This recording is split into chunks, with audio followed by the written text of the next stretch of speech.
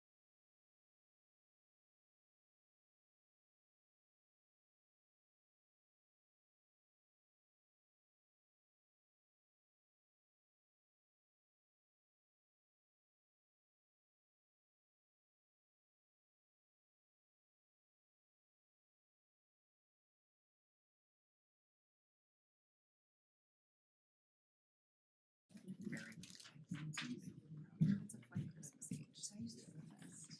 Yeah, this is the first time. Pretty much all day. Like I had a break between 5 and now. Because work stopped and now I have. So Yeah, it starts again. Could have been so creative. All of us can't be as dumb as not one of us,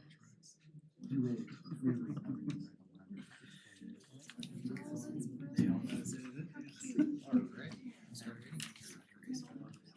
Yep. Show up.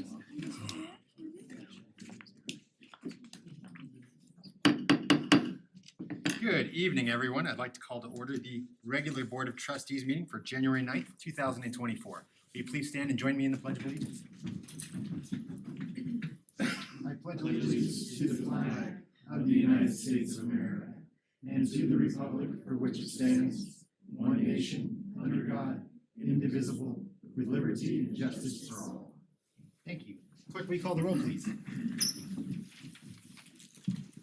Mayor Karspeck? Here. Mayor Pro Tem Graves? Here. Trustee Hardy? Here. Trustee Albrecht? Here. Trustee Ayers? Here. Trustee Kurtz? Here. Trustee Murphy will be absent this evening. Thank you, Clerk. Next on our agenda is citizen participation. This is a chance for anyone in the audience tonight to speak to anything that's not on tonight's agenda. We have 3 signed up. 2 of those are related to the veteran grant, which we'll be speaking to next. So I'll call on Linda Wilson.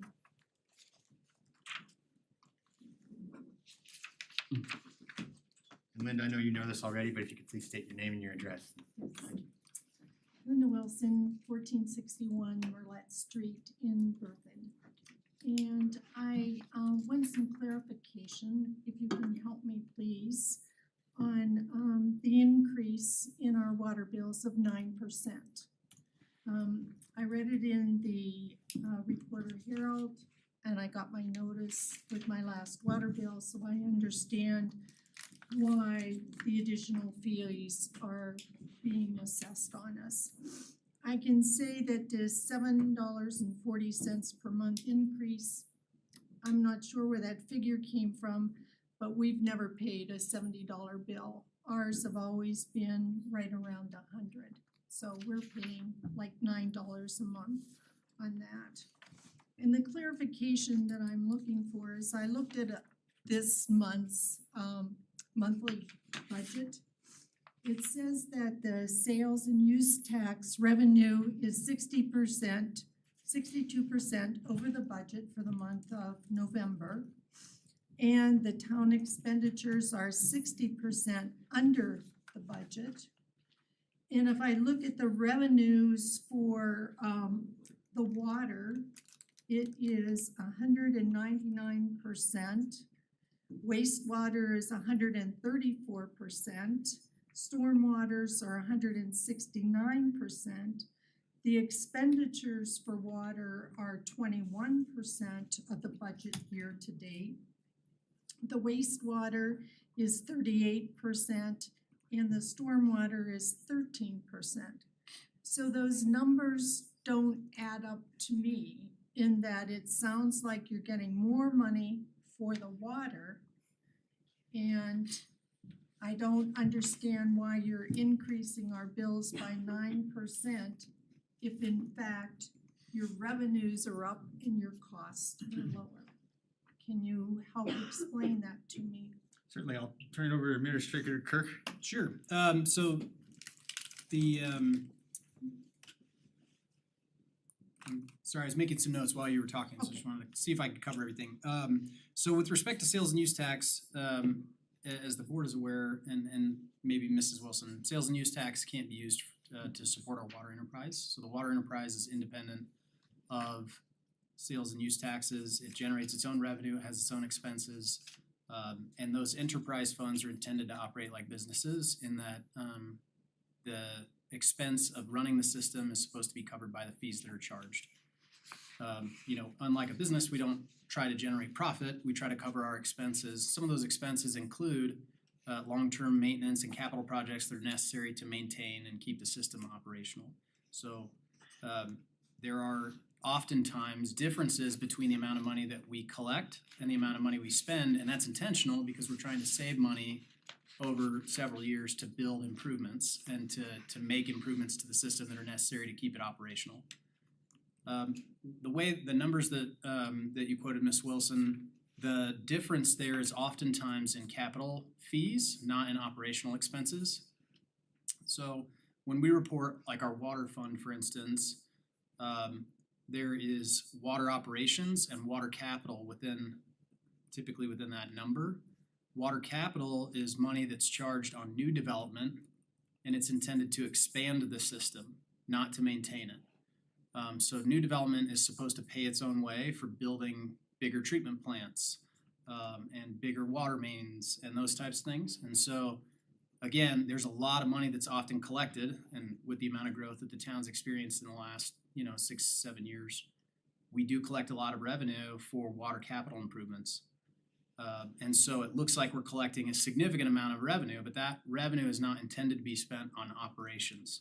It's intended to be spent on large capital projects to expand our system. So a bigger treatment plant could be, $50 or $60 million when we get to the place where we need to do that, and we have to save that money over time and hopefully be able to pay cash for it when we need to make those improvements. Oftentimes we bond for those and then pay them back, right? That's a common financing tool, but that typically explains the difference in total revenue versus total expense, right? We're socking money away for major capital improvements to expand the system. We're socking money away to make needed improvements to maintain the system. We have to replace pumps at an existing wastewater treatment plant or a water treatment plant. Those pumps don't last forever. They deteriorate over time, even with proper maintenance. And so those are big capital expenses. So that's really the difference in revenue versus expense. If we just look at our operating expenses versus our operating revenue, those things also fluctuate dramatically. So like with water, for instance, in the summertime, the system generates a lot of revenue because we sell a lot of water. In the wintertime, it generates significantly less revenue because we sell significantly less water to customers. But over the year, those expenses have to balance out. And so there are times when we're collecting a lot more revenue than the expenses we have, and there are times when we're collecting a little less revenue than the expenses we have. But over the course of the year, the expectation is that we're kind of net neutral. So the way that we calculated the increase, we took all of our expenses, we took all of our expected future capital improvements, we took all of our operating expenses, we took all of our expected future capital improvements, we took all of our expected future capacity improvements, so capital improvements to maintain the system, capital improvements to expand the system. We plugged all those into these very detailed spreadsheets. Tetra Tech did that work for us. They came, as you know, a couple of months ago and made that presentation with Ken Matthews, our utility director. And we try to say, based on our current usage and the amount of fees that we collect, based on continued some modicum of growth, how much money do we need to collect in order to continue to maintain the system at a high level, meet all our regulatory demands, provide safe and clean water, all that good stuff. And that's how we come up with the number. So we didn't just pick the number out of the air. It's based on a lot of long-range planning, capital improvement needs, driven by the water and wastewater master plan that we've been working on over the last year and a half. So I know that's a very long answer, but hopefully that answers some of your questions. I'm happy to sit down with you and go through it in more detail too, if you'd like. I guess I'll just continue following it and maybe look at those expenses that are coming up. But this $7 increase, just, it's only my husband and I. It's gonna be $9 for us. Our neighbors that have children, they're paying $200 a month for their water. It's gonna be significantly more for them. So just so you know, I don't know what you all pay for water and if you're going to. Well, we certainly pay all pay for something water, else. Ms. Wilson, and Yeah. I understand it's a burden on all of us. It's nothing we smile about, but we just needed to do. It would only get worse the more we ignored Thank it. you very much Thank for you. listening. I was just going to say, Mr. and Kurtz. thank you, Mayor, and Town Administrator, could the $7 have been a calculation based on just the water portion of the bill, or? No, that was based on the total utility bill, but for somebody with, Yeah, kind of modest usage. And so it depends on, the number we picked was 4,000 gallons of water usage on average, which is low. But we were trying to see for somebody that maybe as a single or a couple that lives in a smaller home, you know, what does that increase look like? Gotcha. You know, we have folks that use 4,000 gallons a month, and we have folks that use 100,000 gallons a month, and so we just picked what we thought was kind of on the lower end, not to try to certainly not to try to obscure what the increase might be. I mean, you know, but you have to use that 9% number and apply it to your total utility bill and Yeah. see what that might be. Yeah. Okay. Thank you for that explanation. I thought it was an average too. And one of the, for what it's worth, I think a fairly significant majority of our customers in the wintertime don't use a lot of water. Obviously, the big usage is in the summertime for everybody, but a significant chunk of our customers use, you know, 5,000 or 6,000 gallons at most in the wintertime. And I will mention, and I know we mentioned this before, but I think it's important to point out, we didn't have a rate increase for 5 consecutive years. And so what was happening is that while everything was getting more expensive, we were kind of eating up that excess revenue capacity that we had over those 5 years to try and hold rates steady. The rest of the region caught up to us. Now we're kind of we're kind of right in the middle in the region for utility fees. And now we need to start catching up, especially with inflation, what it's been the last 2 years. I would just add that we fought for as long as we could to keep that rate steady, Absolutely. keep it down for as long as we could. And that's, you know, a hard decision to make, and none of us wanted, I don't think any of us wanted to make that choice. But with the cost, we wanna make sure customers have water service at optimal as well. And we do have a good utility assistance program. If there's anybody that's having a hard time making those utility payments, that you'll actually hear about tonight as one of our regular agenda items. Thank you, Mrs. Wilson. I fear I might have come off a little dismissive. I definitely see your point. I just wanted to, no one on the board here is excited about doing that. It was just something we found necessary, and it would only get worse the more we kind of look the other way. The other two signed up were for the veteran grant. Is there anyone in the audience that wishes to speak under general public participation that did not sign up? All right. I'll close public participation and we can move on now to consent. Would trustees like anything removed from consent? Otherwise, is there a motion to approve? I'll motion to approve. Is there a second? I'll second. All right, trustee Kurtz has moved on consent and trustee Hardy has seconded. Clerk, can we have a roll call vote, please? Mayor Pro Tem Grace. Yes. Trustee Hardy. Yes. Trustee Ayers. Yes. Trustee Albright. Trustee Kurtz. Yes. Mayor Karsbeck. Yes. Okay, consent agenda has been approved, excuse me. We can now move on to our regular agenda tonight, and we'll start off with the House of Neighborly Service Utility Assistance Update, and this will be introduced by Administrator Kirk. Thank you, Mayor Karsbeck. As you may recall, we entered into an agreement with the House of Neighborly Services to provide utility assistance during the pandemic. We used ARPA funds from the federal government to help support that program. As we mentioned during our budgeting process, they had some of those funds remaining, and so we were able to extend that agreement for another year so they could use or access those funds to continue to provide utility assistance to folks in our community. And Ginger Tomasi from House Neighborly Services is here tonight, and I know she'd love to kind of share a little bit about that program and some of the other things I think they have going on in town. Yeah, thank you so much. So, my name is Ginger Tomasi. I'm with House of Neighborly Service here in Berthoud, and we are partnering with you to help our citizens with their water bills and utility bills through the ARPA assistance. And so, first of all, I was here just over a year ago, talking to you about being able to get those ARPA funding. And so now I'm back to say, again, thank you, and on behalf of all the people that we were able to help with those funds, thank you so much. The difference that being able to pay some utility bills for somebody, whether it's keeping their water on or it's getting their heat or their AC back on and keeping power going is huge, especially when you're in the midst of crisis. We work with people here in our town who they'll come in and they'll sit down and I've got to make choices. Car payment's number one, because if I don't pay it, I can't get to work. And then I can't pay my rent.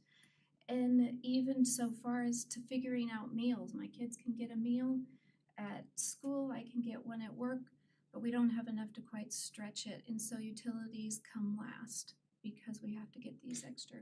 And so that's where this ARPA funding that you guys are partnering with us, this is where this helps comes along. And it helps when people have car repairs they can't afford. We say, we can't pay your car bill, but we can help you with a utility bill or two. You can use the money you would have put on that, get your car repaired so you can get back to work and back on with supporting yourself and your families. Seniors, very, you know, on fixed income, Social Security that we work with.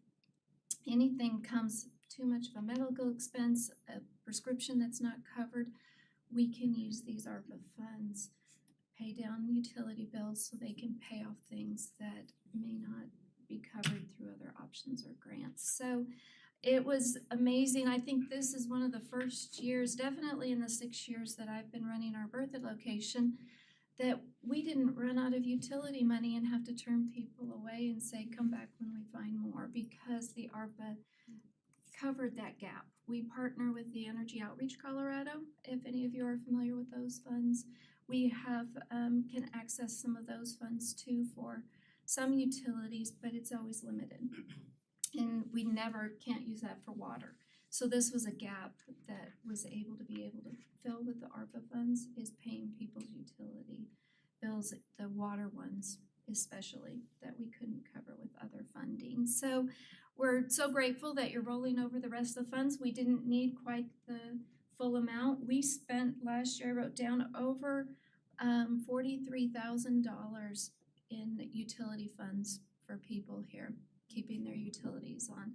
About 19,000, I think, of that was the ARPA funding, and we'll carry the others over to continue helping people and fill that gap this next year. I wanted to give you guys a little bit, and then I'm thrilled to answer any questions, but I want to give you guys a little bit of information just for your knowledge in our town and where people are with the ones in need and the growth.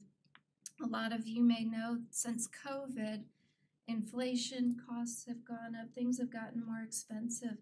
And so I was curious because I was working on some of our 2023 numbers recently, and I looked back at 2019 before COVID hit.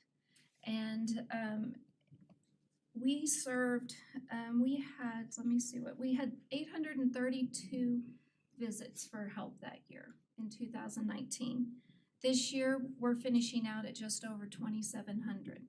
If you do that math, that's a 225% increase that COVID has brought our way, and people still trying to recover and recoup. We saw a 26% increase over the people we served last year, or 2022 last year. So the needs continue to grow as people are struggling with how do you do rent, pay for food, and everything's going up. Utilities, as we were just talking about.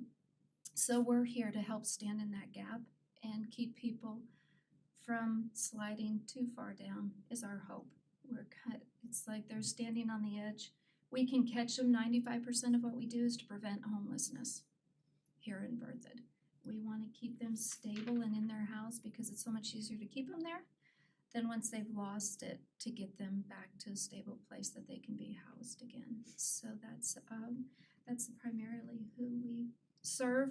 For those of you who may not be familiar, we service all basic needs: food, clothing, utilities, prescription, fuel vouchers. We do tutoring. We have family navigation, bilingual. There's a large Latino population here in Berthoud, and we serve them as well there.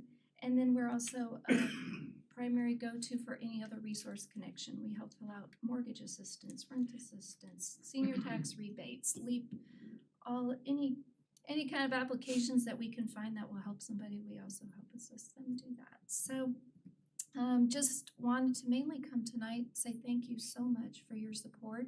And you all are welcome. We're celebrating our 35th birthday in March. We'd love to have any of you come and just celebrate the history of the last 35 and as we look to what the future is. And on that note though, I'd also like to see, do you have any questions about the work we do, about how we're utilizing the ARPA funding, how we plan to use it this next year? So Jazz, how do you plan on using it this next year? Yeah, I'm sorry, what? How do you plan on using it this next year? With continuing to fill that gap. We're seeing more and more people, utilities and food are two biggest needs that people walk in the door for. That's over and over and over, and so that's our continual challenge. We'll use this, we'll find more sources, we write grants for more, we use the Energy Outreach Colorado in any way we can, so that'll be how we continue to use that, is meeting those needs that walk in the door. Awesome. And so you guys offer tutoring at your current mini life center? Yes, we do, yeah, until we get the. Until you get the real deal. Until we get the real deal. Folks can show up the one Tuesday a month or when you're open and get tutoring. So there. we have, it's right now, we need more tutors. We have one right now, and she takes as many as she can on Tuesdays and Thursdays. So we have sign up, they have appointments because it's one-on-one. Okay. And then as we continue to grow that base, then we'll keep taking more kids as well. It's kind of a precursor to our dream for the Berthoud Life Center, Sure. that we have after school programming and things there for kids once we're in our building as well. Very So, cool. yeah, I didn't know that. yeah, definitely. Thank you. I have a question. Yeah. And this might be something more for an email later that you can think about, but for me, I just think about with you being on the front lines of seeing these situations and issues, I'd love to know what we can do as a town to be more preventative of those issues occurring.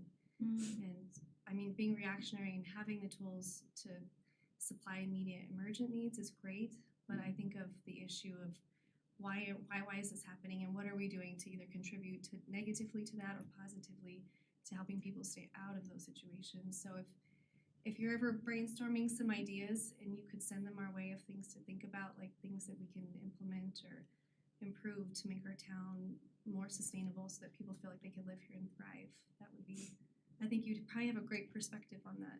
Yeah, and I can actually tell you right off the top of my head a couple, and then I'd be Don't raise happy the to utility more. rate. Don't raise the utility rates? Yeah, yeah.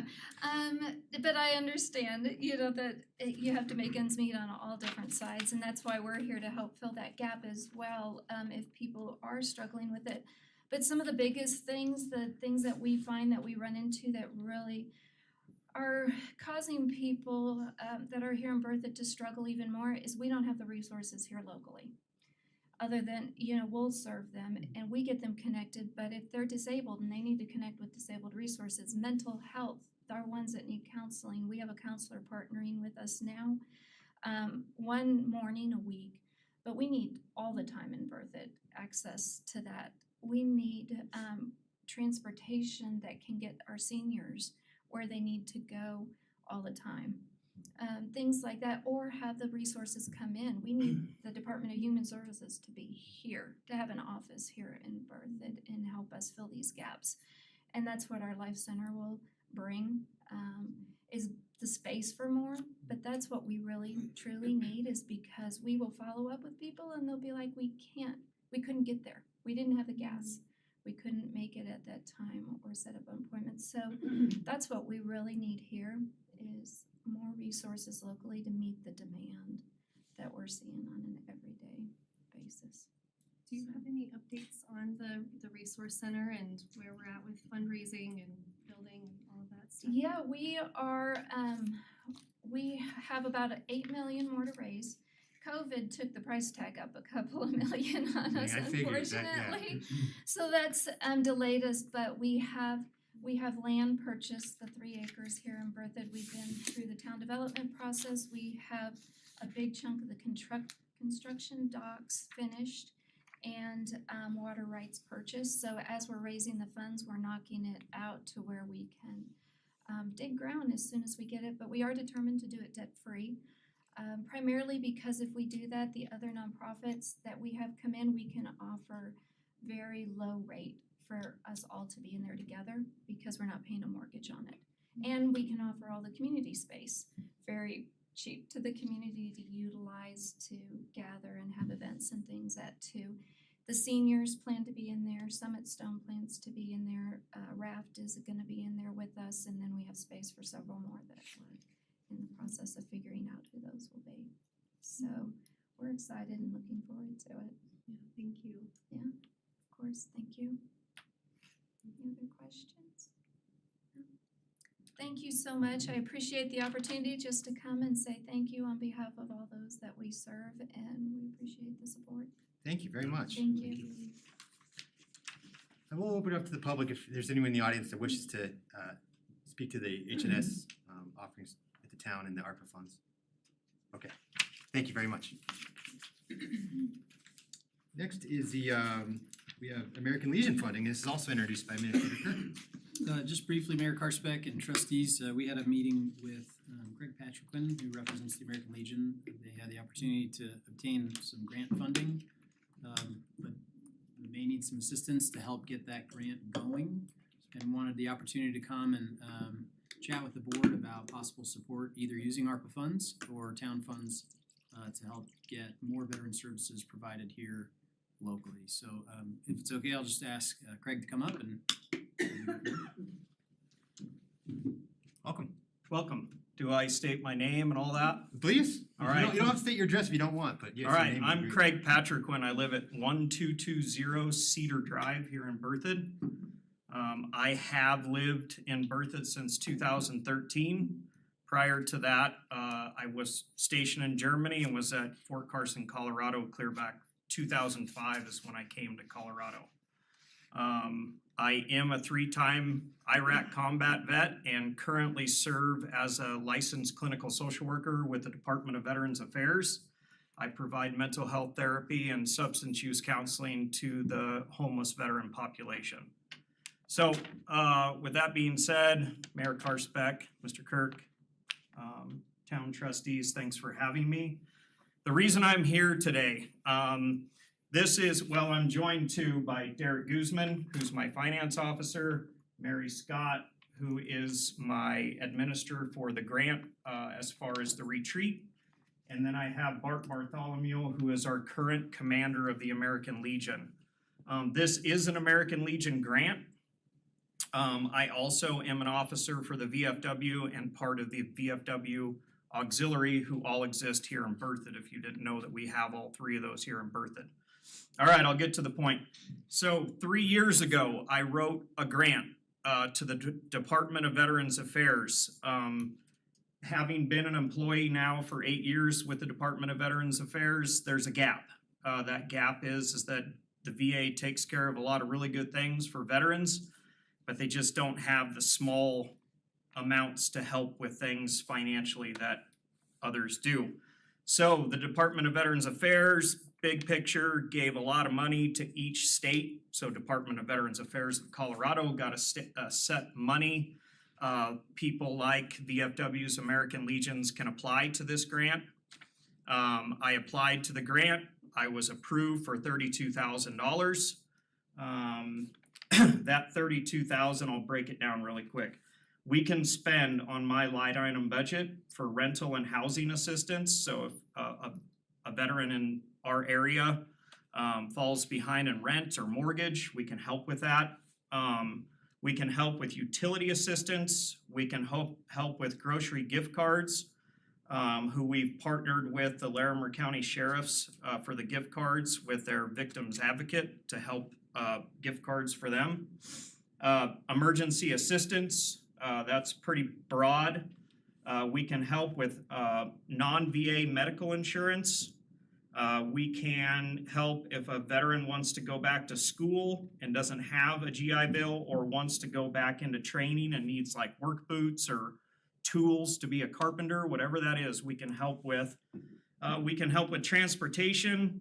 We can help with veteran stand downs. That's usually for the homeless population that we will get together as a board and decide what we're gonna do for that stand down outside of everything else that happens at these stand downs. We wanna be unique with our money.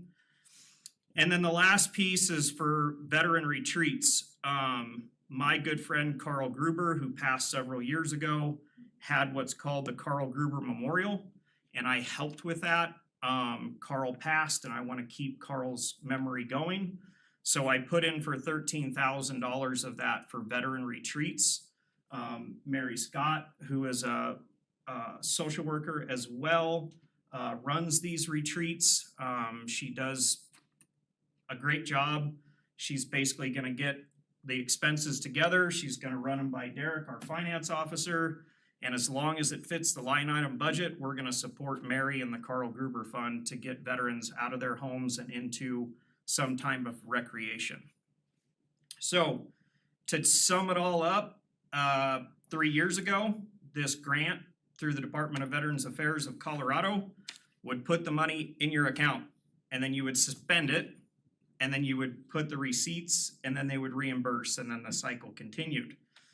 This year, we have a new lady that's running the grant at the state level, and for whatever reason, they have decided to not front the money initially. So that falls on the individual that wrote the grant, be it a VFW or an American Legion, to front the $30 or $40 or $50,000, whatever you were approved for. You spend the money, and the Department of Veterans Affairs of Colorado gives you the money back. That's great for Loveland and Longmont, who wrote the grant, because they have bars and restaurants and 1,000 members attached to their posts, so they probably have $30 or $40 or $50,000 sitting around. We're proud to say that we've taken our American Legion Post 67 here in Berthoud from 11 members to 42. 42 members was the count this year, or this morning. So we're expanding our American Legion. We're in every parade, every event that the town holds. We help out with Christmas baskets, Thanksgiving baskets. So we're here, we're not going anywhere. So what I'm asking the town, and what we talked about originally with the administrator and the mayor, is a certain dollar amount that the town of Berthoud is going to front our grant. We spend that money, and then we reimburse the town. Originally, we talked about a set number. That's great. 32,000 is what we are approved for. And right now, doing the numbers right before I came here, we are at about $13,000 in requests that we could spend the day that this money hits our account. We have a veteran in town without a roof and siding on his home that we're gonna partner with. We have 2 veterans in this town that are experiencing homelessness. We have 1 veteran that wants to go back to school, and 1 that's getting a job that needs work equipment. So the need is there. It's there now. I will let the board, the mayor, the administrator, the town, to tell us what that dollar amount is, but we're ready to spend. We only have till June 15th to do this. Our last receipt has to be to Department of Veterans Affairs Colorado by June 15th. Therefore, July 15th is when the town of Berthoud will get their final check, and the whole thing will be zeros across the board. We're not making money, you guys aren't making money, it's just a loan, a front, really. And I have my finance officer here who can show you briefly like what the process might look like if we get a referral to where we vet the veteran to make sure we check their DD 214 to make sure that they don't have a dishonorable discharge and that they actually served in the military.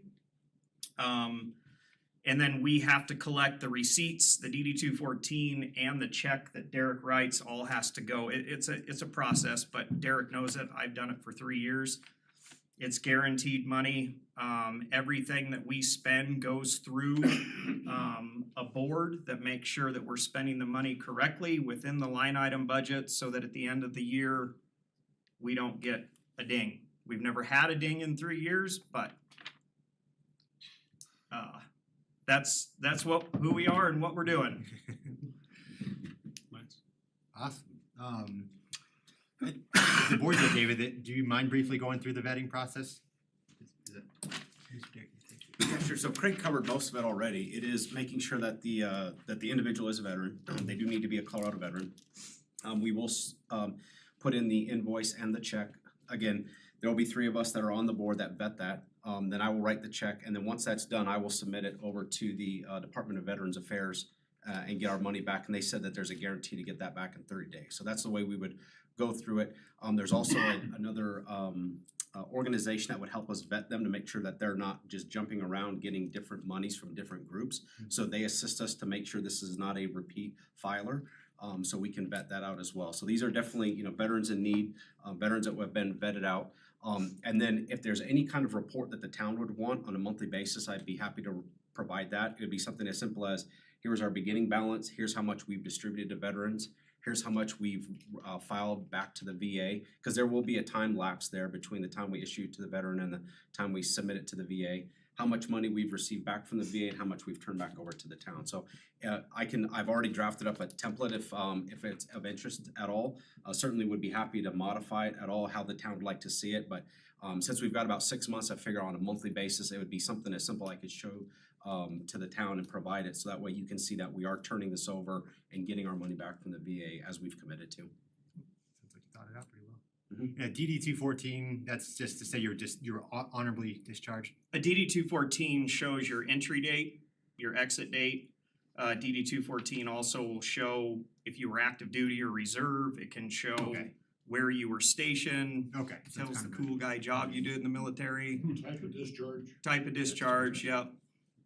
So, And do you mind you talked one time to me about the recreation opportunity up by Cameron Pass. Is that, Sure. do you mind briefly going into that? Is that something you're planning on looking into? it sure is. Yep, so I just thought it was really unique. So Carl Gruber, who passed, longtime Berthoud resident, he was a Korean War pilot himself. When he did these retreats, they weren't meant for people or veterans to just go. Like, hey, great, we're going on a retreat. This was relationship building. This was families. This was father-son, father-daughter, mom-son, mom-daughter, relationships falling apart. They need to get away to some type of retreat. Sometimes there's a spiritual piece to that. Oftentimes this money is raised and donated by like the Cameron Peak one that or the Cameron Pass one that you're talking about, up by Rabbit Ears. The whole town gets involved. The snowmobile trip that we do up there, the snowmobiles are donated. The gas is donated. The lodging is a little bit, but for the most part, donated. The town comes together. They provide like home cooked meals at like a big church there. So all meals are inclusive. It can be, parent child. It could be husband wife. It could be father son. Whatever it is, the combination. But the retreats were never meant to be like, hey, cool, like we get to go on it's really relationship building. They're impactful, and it's not a huge expense because we have a lot of connections still from Carl, from when I used to chase him around from Denver all the way to Cheyenne with that man. 90 years old, and I couldn't keep up with him, but we have a lot of those same connections, and we don't, we only have $13,000, but we sure can provide a lot of retreats with that money. Thank you. Any questions? I don't think I have any questions. I mean, just to say, I think it's a great program. I mean, on the surface, I guess just checking with the town administrator or our council, we're just fronting money, we get the money back, so it seems pretty. I think we can look at it one of two ways. I don't, I think I would steer clear of the idea of a loan. I don't think that's something that we can do. Instead, what we would do is grant them funds to provide these services. We'd list out the same services that they identified in their grant, so you could think of it as more of a matching grant. And if the board was supportive of that, they would use that money to cash flow their grant. When the grant was, when the grant dollars were expended and they were reimbursed for that, they would continue to provide those services with the money that you granted them. We would ask for a monthly report of the expenditures, and identify if we use ARPA funds. One of the things that ARPA funds could be used for is utility assistance and those types of programs. We provided ARPA funds to H&S under a very similar arrangement with no expectation of repayment, but a grant. It's actually really more of contracting with them to provide those services to the town. So a lot of it's semantics, but really we'd be providing them funds to provide those services. That would help them cash flow their expenses with this grant, And if they get reimbursed, that would go back into their coffers and that would just add to their ability to continue to provide these services moving forward. Does that make sense? Yes, not terribly dissimilar to Rather- H&S. I would treat it in effectively the same way. Okay. Good question. Any other questions or clarifications? I'd like to open it up to the audience real quick, just to see if there's anyone that wants to speak to this. Anyone in the audience wish to speak to this? Okay, thanks. Go ahead. Trustee I was just gonna say, I think it's a great opportunity for the town to partner with a vital service in our community without the town having to provide that service, right? Like, they're doing an excellent job, so if we can help fund that, and they've already done the work to getting grants and having the process of submitting everything for grants is extensive. And so the fact that you guys are handling that and seeking the welfare of our community members and you have personal relationships with these people is something the town staff can't do. And so for us to be able to help facilitate that, to me, is a win-win, to provide a vital service. That's just kind of how I see it. Any thoughts? Yeah, just, I've been thinking about it a little bit more in the comparison, I mean, and, kind of the unique, population group, it might actually be a gap that folks aren't reaching out to, like H&S, who's already providing similar services, they feel certainly more comfortable reaching out to, this group, and so I would be supportive of the arrangement Administrator Kirk, described, if, we wanted to go that route. Trustee Hardy? Good, all right, basically securing their grant. Same way? No, I mean, it's exactly what the town needs to do to help members, people that are kind of down on their luck, or just people who need help. I think, more than reasonable approach. I don't see a downside, honestly. There is no downside I can perceive, so. Yeah, no, I agree. I think this is, at the most basic level, this is one of the purposes of government, is to provide services to people who need it. And because you guys have already done most of the work, it seems like a simple decision, so. Yeah, I can only agree. All I did was line up the meeting between you two. I thought it was a great idea. I'm sorry that this happened in the first place, but at the same time, started this conversation and just gotta thank staff for how quickly you responded and great ideas. And what you guys are doing is fantastic. That Thank you. alone, that Cameron Peak story there is just heart-wrenching and incredibly powerful. But all the other services you provide to people we don't often get to, don't speak up for themselves. You guys are doing fantastic, and the amount you've grown is incredible. What was the numbers again? We were at 11 before COVID. Now we're at 42 as of this morning. At 40, yeah. That's amazing. But we'll just keep growing. Yeah, no, that's There are awesome. a lot of veterans in this community, believe it or not.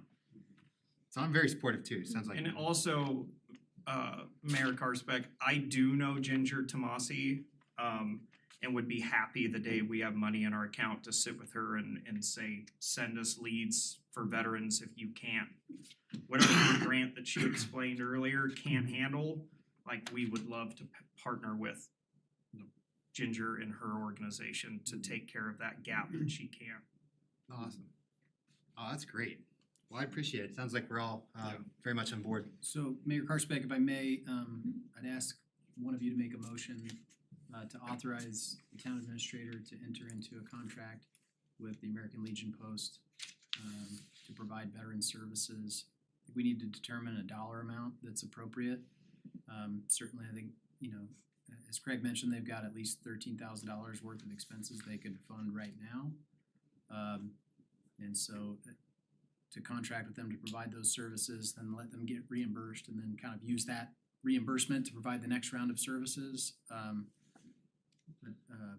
I think $15,000 to $20,000 to contract with them to provide those veteran services to get that program going. So they're cleared up to 32, right? They have a grant for 32, so we could go all the way up to that dollar amount if that was appropriate with the board.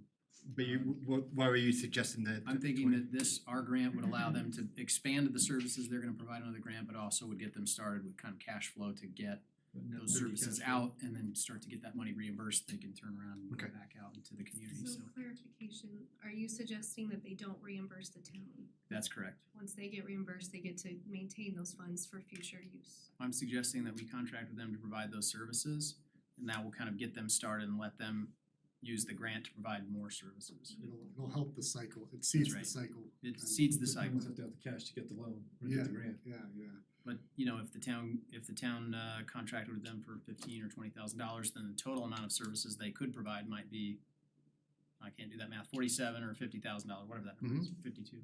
It's even better. Is the town in a position to match the grant? I think so, yeah, I mean, if you wanna use ARPA funds to do that, I think within the context of the ARPA funding, we can use that for this assistance. And we received a significant amount of money from the federal government. We have a lot of projects planned with that as well, but I think we could seed that 32,000 out of that ARPA funds. I'd be in favor of that amount. I would as well. Okay, well, who wants to, I'm trying to, 30, was it 30 or 32 or 20 or? I know, that's what, Authorize the town administrator to enter into a contract with the American Legion to provide veteran support services in our area totaling $32,000. So be it. So Alright. moved, yeah. So moved. Trustee Hardy moved on that. Is there a second? I'll second. Okay, trustee Albrecht seconded. Is there any final discussion? Clerk, we have a roll call vote, please? Trustee Kurtz, Yes. trustee Albrecht, Yes. trustee Ayers, Yes. trustee Hardy, Yes. Mayor Pro Tem Grace. Yes. Mayor Karsbeck. Yes. All right, thank you, gentlemen. Thank you. Thank you very much. Thanks so much. So I've always wanted to be on Shark Tank, and this was a good, this was a good starter for me. You're better than Shark Tank. Thank you. As Commander, I want to thank the town of Berthoud for helping us do this. It's a great cause. Oh, thank you, Mr. Bartholomew. Thank you so much. Thank you so much. Don't forget your bag under the chair. Oh, man. Thank you. Okay, number 4 on our agenda tonight is the adoption of the mill levy. This is a public hearing, so it'll be introduced by our town staff. We'll have an opportunity to ask questions to our staff. I'll open it up to the public as a hearing and hear testimony, close it, bring it back to the board for deliberation and a vote. So I'll turn it over to Administrator Kirk. Thank you, Mayor Karsbeck and trustees. As we mentioned during the budget process, typically we would adopt our mill levy for this fiscal year back in December. But because of some changing state legislation, that got pushed back. We do have to adopt and certify a mill levy tonight. It has to be submitted to the state tomorrow. The mill levy calculation is really just a math problem. There's formulas you plug in and calculate. There are limitations on how much we can levy. And so our total mill levy actually this year we would expect to go down. The mill levy that is provided in your packet that would be applied to all assessed property in the town, both in the Larimer County and the Weld County portions of our community, the total mill levy to the town would be 9.072 mils. I'm sorry, I accidentally closed the window where I had our current mill levy, 9.648. That was close. 9.648 was what it was in 2023. So our mill levy is actually gonna go down. That does not mean that property taxes will go down because the county has reassessed a lot of our properties, as we're all aware. And as assessed value goes up and mill levy comes down, the total property tax may still go up, but the mill levy that we charge on that assessed value for a property is going down. Does that make sense? Cindy Leach, our Superstar Finance Director, is here if you have any specific questions. But otherwise, we would recommend that you adopt the ordinance levying taxes for the year 2024, beginning January 1st, 2024, and ending December 31st, 2024. Any questions? I just want to say Superstar. Any questions for Superstar Leach? Mayor Pro Tem? I guess looking under purpose under, I guess, either Larimer County or Weld, doesn't matter. It says refunds and abatements, there's 0.014 mils. I guess I'm just curious what that is in reference to, what it ties to. I'll ask Cindy to come up.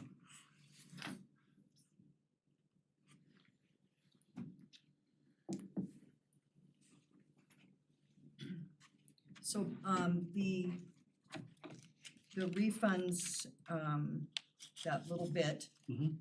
Or during the past year, if they reassessed somebody's property tax and it went down, or they gave somebody money back, but that was part of our calculation from last year, then we have that opportunity to capture that back by adding it into this year's, to the extent that we're not over our limit. Okay. And it's not a lot, but it gives us an opportunity to recapture some of what was given back. Okay. So over assessment 2023, we were caps Yeah, that. from last year, if, somebody, protested and they got some money back, well, our calculations were based on these values. So if they adjusted somebody's, now our calculations aren't correct, so they let us get that back. Got it. Okay. One point that I think may be interesting for the board, but you may already know this, the average, or the mill levy in town for a property that's for like a single family residence in town that is not in a metro district is about 96 mills total. So our portion of property taxes that get levied against like a single family home is about 10% of the total property tax amount. In a metro district, that number may be as high as 165 mills or more. And so the portion of property taxes that the town collects is actually kind of a small percentage of the total property taxes levied against the property in town. If that makes sense. That's a good point. And I will say that Cindy's estimate for what we, in the budget, for what we thought our property tax amounts may be was $5,000 less than what it actually calculates to. She pretty much nailed it in her estimate. Well, So. Lucky. No. So humble. I was actually concerned that it was gonna be quite a bit less with all the adjustments that they were making, so I was happy to see that it came out just that $5,000 more, so that was it's pretty, I'm glad to see that. Any questions? No, Any other it's- questions? All right, thank you. Maybe she can tell us the Powerball numbers. Yeah. At this time, I'll open it up to the public. Open up to the public. We have no one signed up, but if there's anyone that did not sign up, wishes to testify to this, if you could come to the front. Okay, seeing none, I'll close the public hearing, and bring it back to the board for deliberation on this. How do y'all feel, Trustee Albrecht? I think it makes sense and I appreciate the clarification on the numbers. Trustee Kurtz? No questions. Okay, you're supportive? Trustee Hardy? Ditto. All right. Trustee Ayers? Sounds good. Mayor Pro Tem? Good to go. I feel the same way. Yeah. All right, we got an ordinance here, I believe. I'm trying to find the name of it. Would anyone like to move on 1332? Sure, I'll move to approve ordinance 1332, an ordinance of the town of Berkeley, Colorado, levying taxes for the year 2024 to defray the cost of the municipal government of Berkeley, Colorado for the fiscal year beginning January 1, 2024 and ending December 31st, 2024. Is there a second? Second. Ooh, that was so, I'll just give it to Trustee Ayers. Okay, Trustee Kurtz has moved on this. Trustee Ayers has seconded. Is there any final discussion on this? Hearing none, clerk, can we have a roll call vote, please? Trustee Albrecht, Yes. Mayor Pro Tem Grace. Yes. Trustee Ayers. Yes. Trustee Kurtz, Yes. Trustee Hardy, Yes. Mayor Karsbeck. Yes. All right, thank you. Thank you. Okay, you all feeling good? Keep going? Okay. Next on our agenda is the welcome signage update, and this is by our Deputy Town Administrator, Jeremy Olinger. Welcome, Jeremy. Thank you, Mr. Mayor and trustees. This item is the gateway signage I brought last year. We've done some improvements to the design based on your feedback that night. And this is basically the exercise is to design a replacement for our gateway highway signage. If you recall from last meeting, I continued the slide of the current condition. We have 3 entry welcome to Berthoud signs that over the years are about 21, 22 years old, just from the sun and the weather and the traffic and things like that. So we worked to have initial design exercise to update those. If you remember the locations, those are the red pins. We have one on the east side, 56, and then one on the west, two on the west side, north of 56 and south of 56 on 287. There was some feedback to evaluate kind of locations. We have added this one, we can discuss that tonight if you guys prefer that location. We've done some vetting, we have some more vetting to do with CDOT and right-of-ways and easements and things like that, but it's going well. But we propose, we're gonna pose a location up here tonight for you guys to discuss if that's what you want. Last time, we finished with this, if you recall, we got some great feedback, keeping it simple, like the mountain theme. And so that was the final design that we ended on that night. We still like that sign. We've since made some improvements. We've talked to our design consultant. We hope, we've done a lot of changes based off the feedback and working with a consultant that kind of specializes in highway signs and roadway signs. And what we've come up with is this sign for our, it's kind of a staff opinion that delivered that to you tonight to see if that's something you guys enjoy or like, as a final design for this point in time for the exercise. Kind of some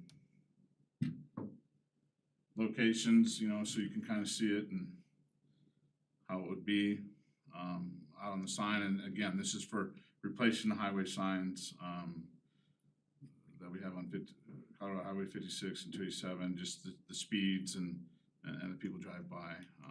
We've come up with that design. So we're here tonight, we're open for discussion and feedback, and but we've taken this as far as until we get more feedback. Okay, awesome. Just thoughts on this? Hmm? That you just want thoughts on that picture, on this design? Okay. Yeah. In this, I think it was actually Mrs. Wilson, appropriate, she's here tonight too, that she brought up the north side. So you guys, that green dot, this would be over there as well too by Heron Point? South of Campion. Yeah, up here. Yeah. Oh, that's South Campion. Thanks, Tim. Yeah, that's right where you go under the underpass. I and got go you, down okay. First Street. Have we thought of anything up by Heron Point? One of the things we've discussed is that we really feel like we need some monument signage. We had a couple of key entry points in town. We think that Heron Point, the intersection of County Road 14 and Berthoud Parkway is an appropriate spot for that. And when I say monument signage, that's, we see these as highway signs. Mm-hmm. We think monument signs, stone or masonry, metal letters, a bigger, mounted Yeah. sign. Like the Wagner kind of?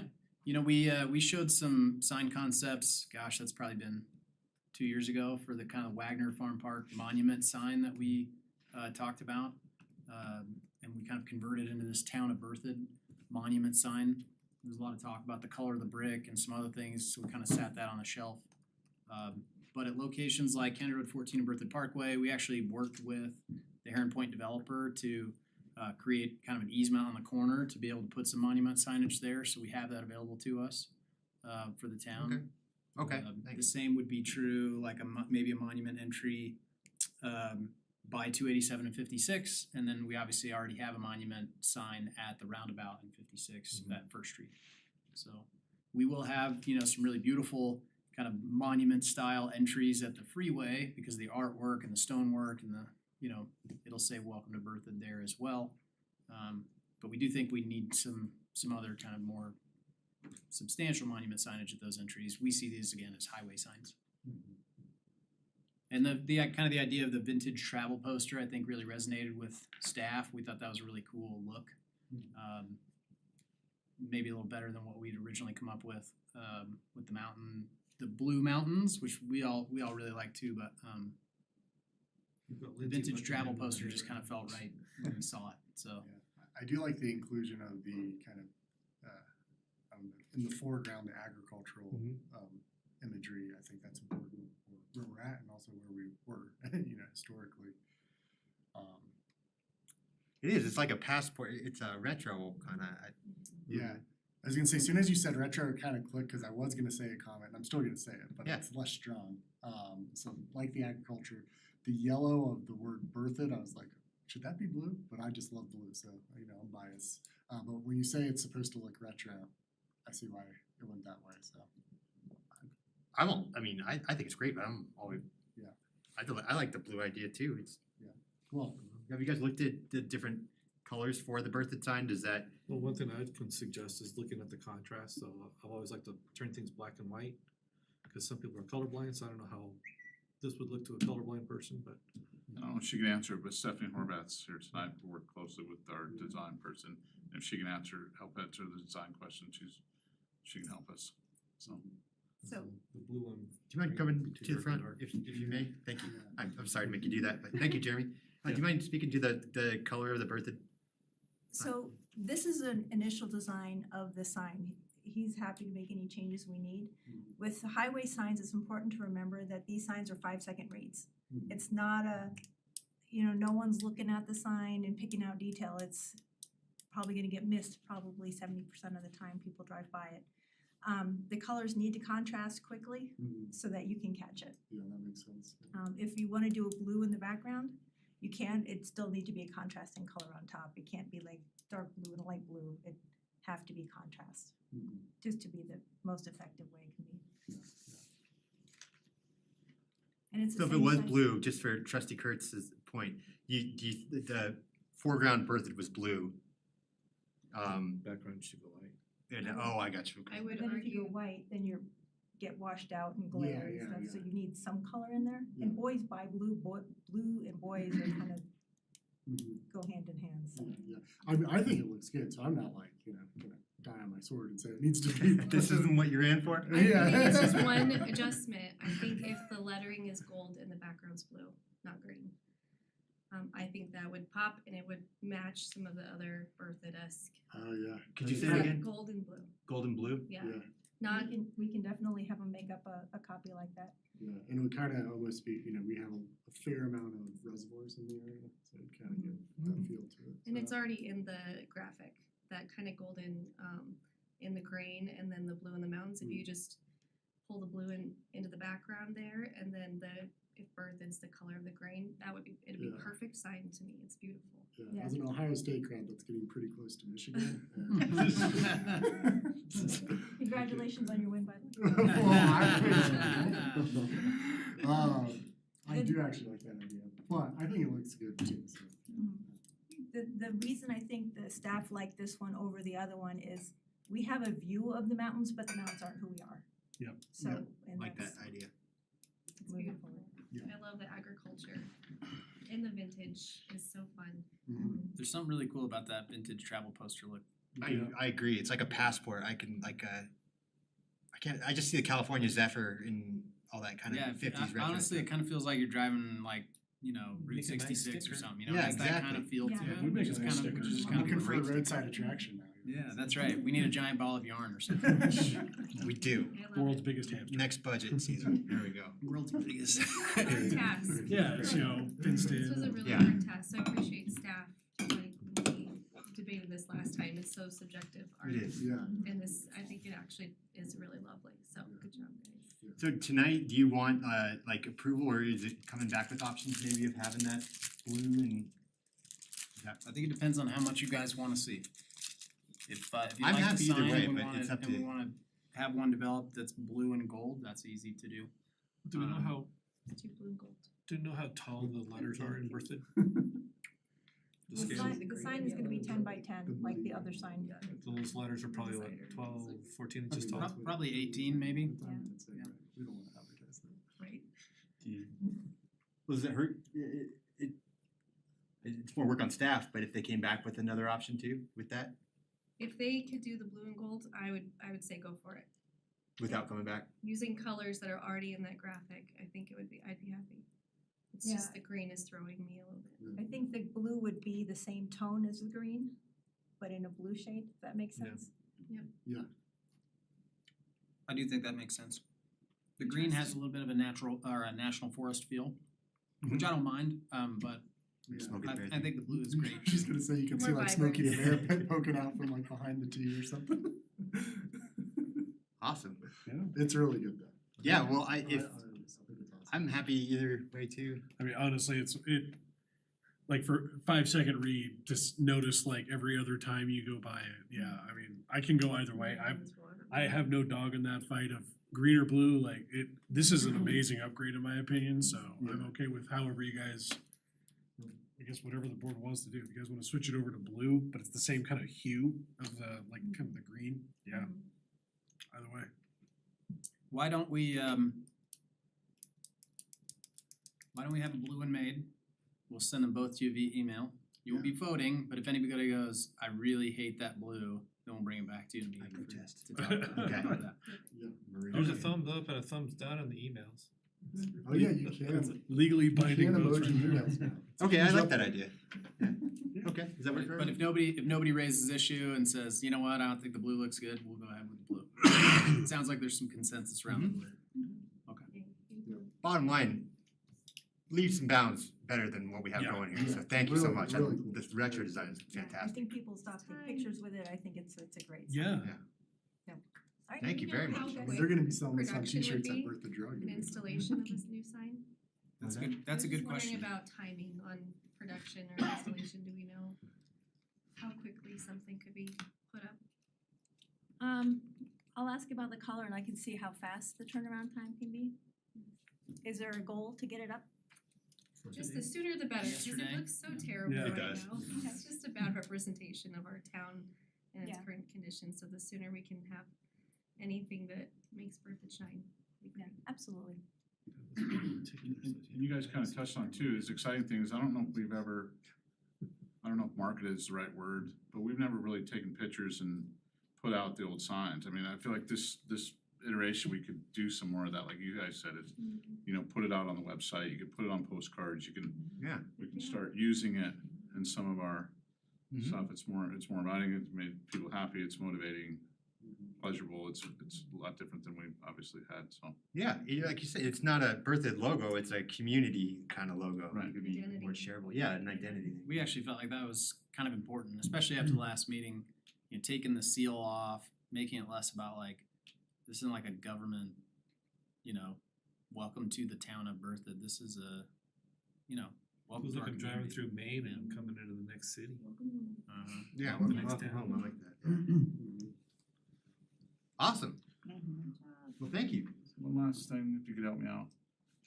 So, we had talked about, and I'm good either way, but just this one on East, this gateway, sign that's out east, we have the ones out at, we will, out at Love's, out at I-25.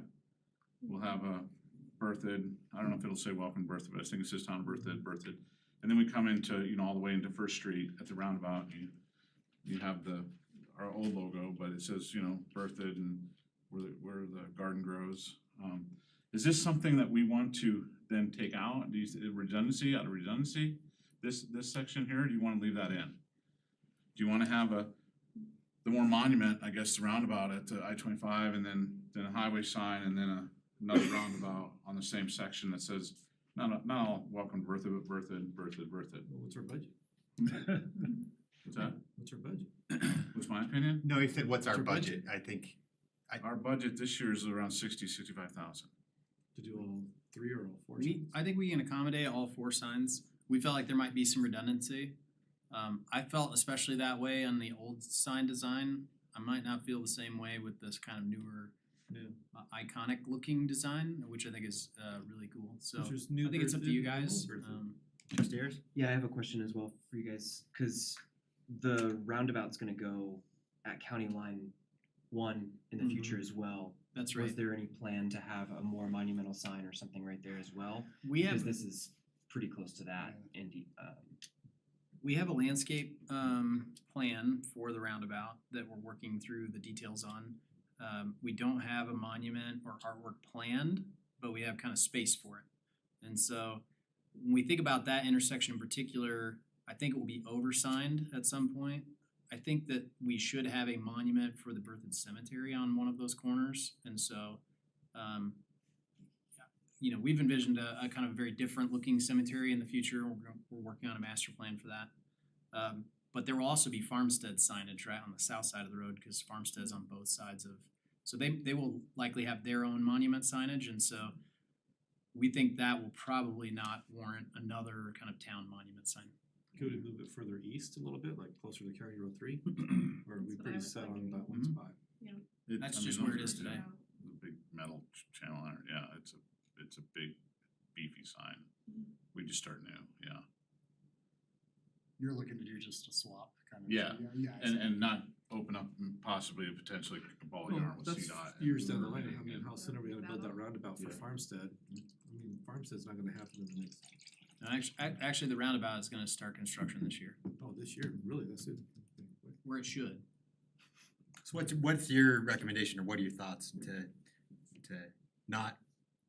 We kind of felt like that it might be oversigned as you come in from the freeway, but it's a great sign, so it's It's a good problem. there's that It's a part of good me thing. there's that part of me that just likes the sign enough, Loves to I'd be like to branded. put it everywhere, but yeah. Let's go for it, we can always move it later. Yeah, I mean, To it- keep it. yeah, you take it down and raffle it off or something. I mean, you know, the options are literally there. And just, you know, replacing the old one with, I think, a likeness and then, And because there is one there already, yeah. I think swapping it out is probably not a bad idea. Does that work?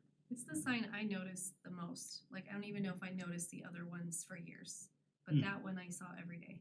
Yeah. And so I think that one, I think people would like to see something there. Mm-hmm. Awesome, sounds good. Very good. Thank you Thank guys. you. Excellent. You don't have like a tagline, like you only have one cemetery and no hospital, slow down. Take it right here, yeah. We are, that's right, yeah. Okay, are we all right to keep going? Let's take a 5-minute break. Let's reconvene at, what is it? 7:45? 7:45. Did you get my, into the lenticular part of it? Lenticular, That what sign. lenticular is? So like- Oh, yeah, I The did, first gotcha. time I saw it, I was What like, that looked like before. that's it. Farmland to houses, I think, yeah.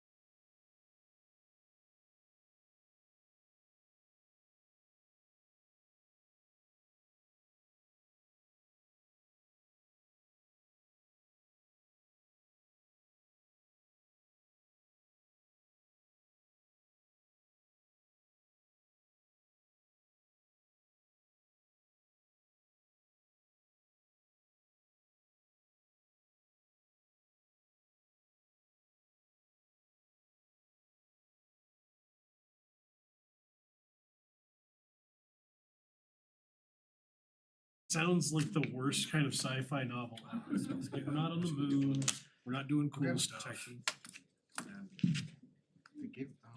Should Berthoud have its own blockchain Did you want a currency? coffee or a water or anything? Okay. Okay. Berthoud bucks are now on No, we already on the did that. blockchain. Yeah, no, Berthoud Bucks was already a thing. Yeah, I The know, I Berthoud blockchain, yeah. Alright. That's my fake dollar I carry around, my birthday town note. Oh, wow.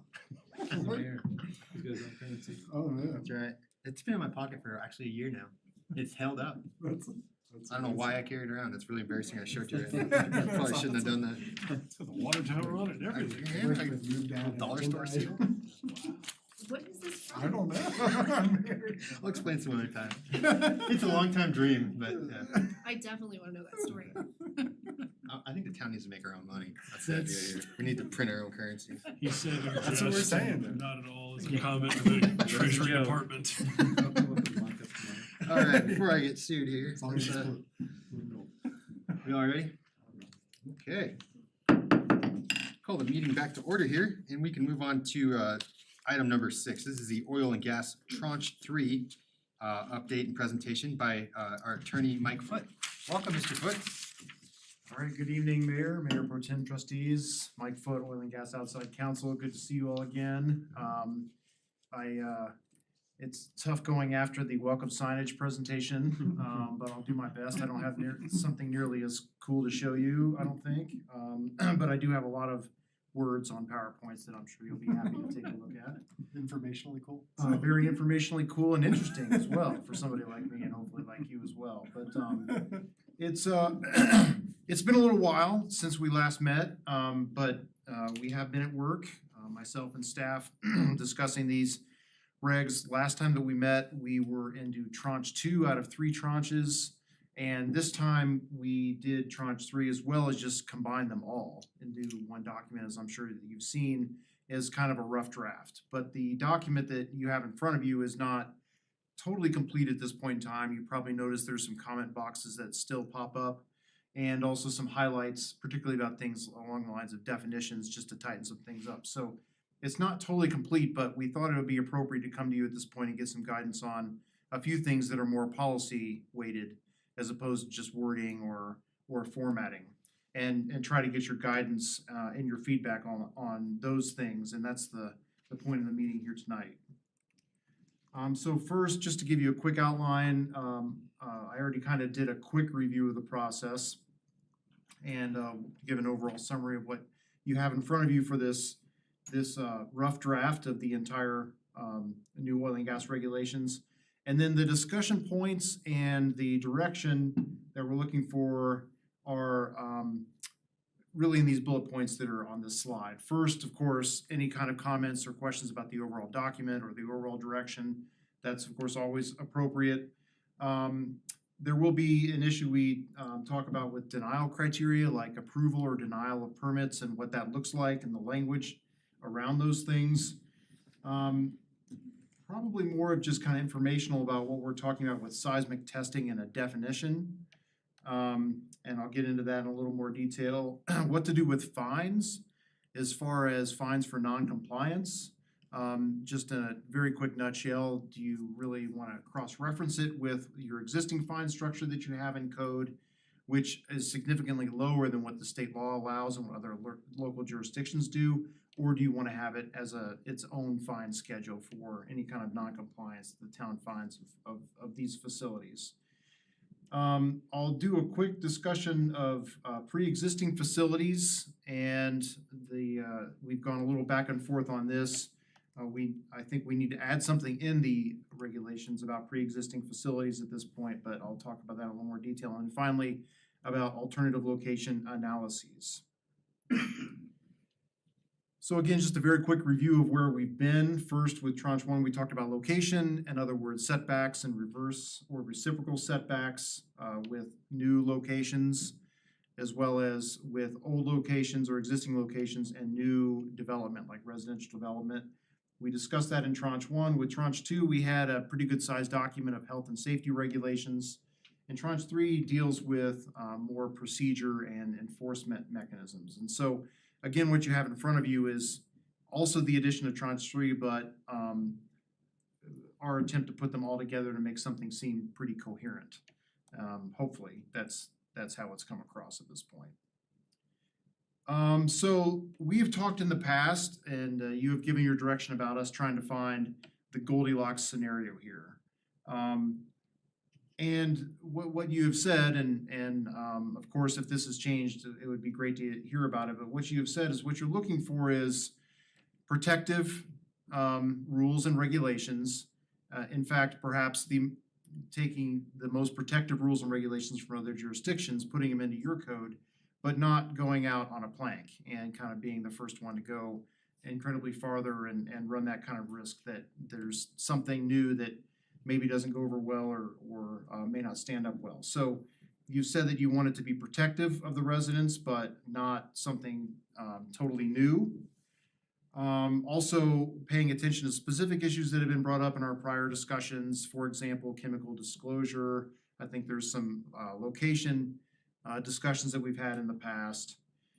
And paying attention to what other jurisdictions and the state have seen as the most contentious issues that have come up. So, for example, things around noise, things around air emissions, issues around odor. Those things we've seen in other jurisdictions. And so if there is an instance where maybe you want to go a little bit further, it would be about those types of things because they have come up and there are real issues that have happened in the past with new and existing oil and gas development. And then the weaving in modifications approach, that's really kind of what I was getting at a little bit before, which is that there may be some specific instances where you want to do something a little bit different than other jurisdictions have done if it meets what you think is appropriate for the protection of public health, safety, welfare, the environment, and wildlife in Berthoud. And so we've been following this, and I think that the draft in front of you does continue to follow it, and hope to continue following it unless you tell us otherwise. This is the outline of the ordinance draft that you have in front of you. If you have a great memory, you will remember that there were significantly more sections, but as part of this process, we ended up combining a number of sections and reducing the total number of sections into something that, again, hopefully is readable, understandable, digestible, and something that both the regulated industry as well as you all, as well as staff, as well as the residents of Berthoud can understand. So I'm getting into the discussion points right now, and we could go about this, of course, at your pleasure where, we stop and discuss each one of these individually, or I just go through the 4 or 5 of these and then come back and maybe discuss them individually. So I'll just kind of take your cue as to what you want to do there. But the first discussion point is about approval and denial criteria that's written into the code. What I have in the multicolors at the top of this is what's currently written in the draft. And it's in the beginning of one of the sections. And I've split it up into 3 sections here denoted by the colors because they do kind of 3 different things. The first part in red, it talks about the denial shall be made if the proposed oil and gas facilities or operations cannot be conducted in a manner that protects public health, safety, welfare, etc. And the green part is kind of more standard. If there's an application that's approved, there can be conditions of approval attached to that application.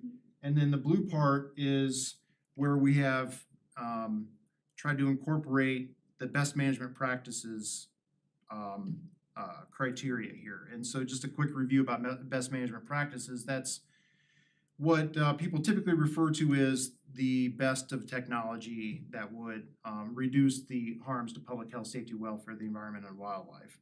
The best technology is always changing. And so the idea is to try to make it so that this board could impose the best technology. Say an application comes down 5 years down the road, we don't even know what the best technology is now, what it'll be in 5 years. The board can impose those things as a condition of approval without having to rewrite the regs. Of course, if you wanted to rewrite the regs, that would probably be good for someone like me, but probably not good for you, because every time an application comes in, you probably don't want to have to try to review the best management practices for the purpose of the regs. But if there is something that comes along that you think should be added as a condition of approval, you can do that under this particular language. So what I've highlighted the language that's currently in the draft in these multiple colors, but I've also contrasted it with what this black text at the bottom actually comes from the Erie Code. And you'll see it's much more straightforward. If the proposed oil and gas operation fails to satisfy what's written in the regulations at that point, then the board of trustees there shall deny the permit or can approve with conditions of approval. So the way to kind of summarize this maybe from more of a 10,000 foot view is that the part in the multicolors that's currently written in the draft gives this board more discretion. It's not as much of a check a box, I'll just say, as you might see in some other regs, where if the applicant comes and they've checked all the boxes, then there are some local jurisdictions that will say, you've checked the boxes, you're approved. If you don't check all the boxes, you're denied. This language here, particularly the red language, gives the board the final say and more discretion. If there's something about the application that you think doesn't actually protect public health, safety, welfare, the environment, and wildlife adequately, then you can still deny the application, even if it does check the boxes. So the idea here is to give you discretion as the decision maker and the representative of the residents of Berthoud. But I just thought it was appropriate to be clear that this is not the approach that all jurisdictions take. Some jurisdictions take more of a check-a-box approach, but there are some that take this approach as well. Of our comparison jurisdictions, Broomfield, for example, does take a similar approach to the red language, where they say the application has to be in the interest of public health, safety, welfare, et cetera. If not, then the city and county of Broomfield can deny. So it's not without precedent, but also it's something that you may want to discuss and give us direction on whether or not it would be more discretion or more just kind of straightforward check-a-box type of language. So I don't know, Mayor, if you wanted to discuss this now or just go to the other ones and preview and come back and discuss it. If it's all right with the board, we could just do these one by one. Okay. That would be helpful. Okay, sure. Well, on this one then, how do we feel? To kind of just do the check a box approach or give us some discretion to, to summarize your summary, that's kind of what you're looking for, right? Yeah. Okay. Yeah. Trustee Ayers, I please. personally like the discretionary one, because that would be, I think, beneficial to this board and future boards, to allow opinions, thoughts to possibly change per application, but it still is broad enough that they don't have to deny or approve based on previous, but it gives them the ability to deny or approve based on previous instead of just the box checking, if that's what I'm understanding from the two options. Is that what you're saying? Yeah. Do you have? I mean, I haven't been here for the previous discussions, but if we're just talking about the top for the first and bottom, I very much support the top. Yeah. Trustee Albrecht? I'm struggling Mhm. with which way to go because I mean I can appreciate the thought that if there is a specific location that one of these is going up and we can see that it's kind of breaking a different type of rules or is doing something that we see as a threat, we want to be able to deny that because it's a special case. But what I'm struggling with is if we have a blanket denial opportunity for any future board, it could be just become the reactionary approach to every single oil and gas rig that comes is that we're gonna deny it because we can say it's for something about it is harming public health, which would negate this entire process of creating a stringent code and policy. So I'm going back and forth a little bit because you want some freedom and liberty to deny something that kind of is breaking the mold, but you also, I don't think we want to have a blanket, any board can deny any applicant for any reason as long as they can put it in one of these categories. So I could see it being abused and then this process really didn't serve its purpose. Does that make any sense? I can see that. Trustee, actually, if I could jump in, I should have mentioned this, and what you brought up is a very good point. as with any action that you take, it can't be arbitrary or capricious. And that would also apply to this discretionary language as well, so. So I'm glad that you brought that up. It was in my notes to actually say that. Yeah. But it would need to be, there would have to be a real reason. It can't just be, hey, we just don't like this. So if that maybe addresses that to a certain extent, but Could there be a built-in process that you have to legally quantify the issue and the safety issue in order to even propose it? yes, I don't know what that looks like, but there could be something that says that that the board needs to specifically delineate why that they have decided to deny, or kind of basically putting your reasoning down on paper. That could be something that could be added. we can see that. Okay, I'm more with, I see your point, I just like the most freedom possible. I mean, we kinda deal with that already where it's not that specific. We know it's there, and then council usually will express that, hey, if you do deny, cause it's like in our little Yeah. packets that we get this, they usually give us the bullet points as to why we need to deny it, or what, if If we you do do deny choose it, to deny it, you have to you cite have to these say reasons, yeah. the scene, so I think staff kinda covers that, cause in previous stuff that we've dealt with that comes through our agenda, it's not written that specifically, but it's explained to us. Am I making sense? That makes sense, and of course, it wouldn't be very difficult to put that in the regs, that there has to be some explanation as to why there was a denial. I mean, Cause that's just the process of. assuming that there would be, assuming that if there was a denial, that most of you all would probably not remain silent about it on the record, but certainly there could be something written here that would say that there would need to be some kind of I think even if you just said, memorialization. provided it's not arbitrary or capricious. And Attorney Smith? Yeah. Attorney talk here. You guys wanna huddle up? Yeah, I mean, if you were to add to, provided it's not arbitrary and capricious, you're just adding words for the sake of adding Okay. words, because that's It's already already the given. law in Colorado. what I And was trying and to I think the board, can, it never hurts to be reminded of what your good training has already taught you, which is, yes, you need to approve on the basis of the criteria in front of you.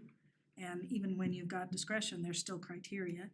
And the board is very good about deliberating and saying why a certain criteria hasn't been met. But but it's never a problem with adding to your regulation a reminder to do that. Okay. So something that says,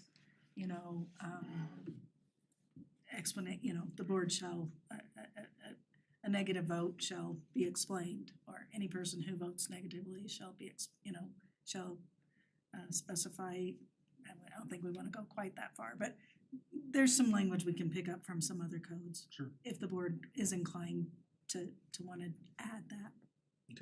That would make me feel more comfortable that we have the freedom for denial, but there you have to make some sort of formal explanation or justification of how it's impacting one of these categories negatively. You can't just say no, yeah. Yeah, you can't just say these are unsafe, I don't want them. There's a real justification and reason, then I would be in favor of having these clauses in there. Does that work for? I mean, that's currently what the code is in the first place. I mean, when it comes to, if we vote against, say, like a development, we have to give a reason why that development is not hitting. It's not just because we don't feel like it, it's because it does not hit these requirements, is not following these guidelines. Essentially, it is not following our code design, therefore we are denying it. It's not, not for me. We already play by that rule, we just Right. don't have it written down. Right, but yeah, I think that's, yeah, we can put that, Like Gary said, it's it's just not, adding more adding words. it in writing isn't gonna change that process, but yeah, I mean, if that's what needs to be written down there for it to be, yeah, okay.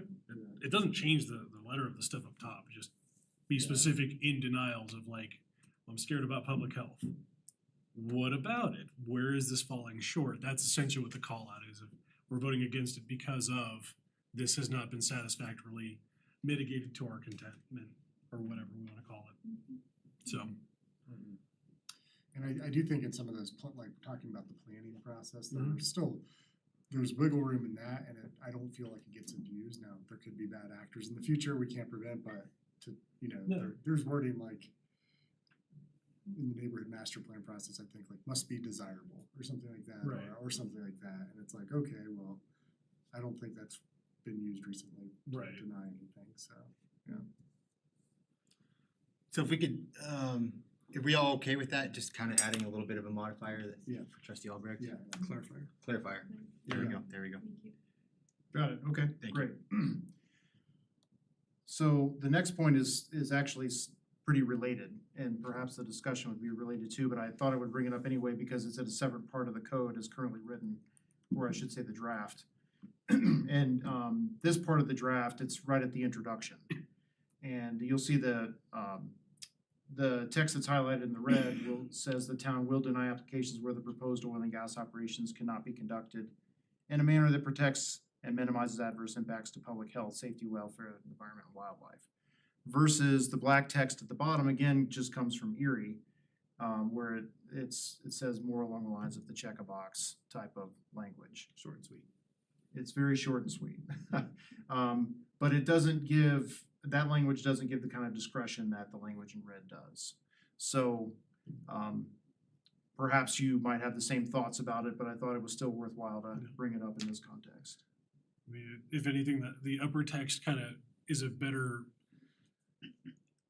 It indicates that we're willing to work with people. We're willing to work with oil and gas, but we are laying it on the table. This is exactly what we are expecting. We're not going to just arbitrarily decline or deny things. This is exactly what we are expecting. I mean, It's sugar coated. well, yeah. I mean, the bottom one is just like, you know, we might not approve it. We might, but you know, we might not. The upper one is like, yeah, it's like this is we will not approve it if these things are not met. I mean, that's pretty clear indication to the applicant that, you know, this is exactly where our values are. We're not trying to play gotcha. We're gonna delay this thing longer than we have to. I You have think, to bring your best project. yeah, We're just it's- explaining ourselves more ahead of time than just flat out. yeah, which, you know, it goes back to that whole engaging the applicant appropriately as opposed to arbitrary, we like this, we don't like that, then the wind shift and now we do like it kind of thing.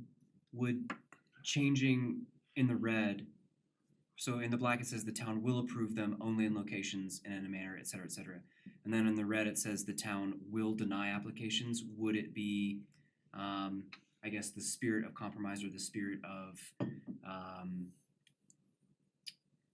discretion to change in the red, the town may deny? You could. I don't know if that, I guess, legally changes it into. This sounds like you've been reading some of Ann's code. I mean, do you really want something that's, What kind do of you be? think? Will or may? Well, I mean, because as trustee Albright described,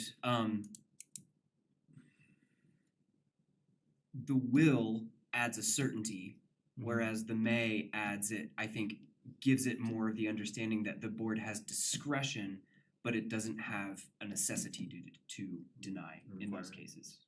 I appreciate that difference. I like the first one because, yeah, if it's not doing this, the town will approve these only in these locations, but they have the ability to deny if health, safety, and welfare of the environment and wildlife are also not met.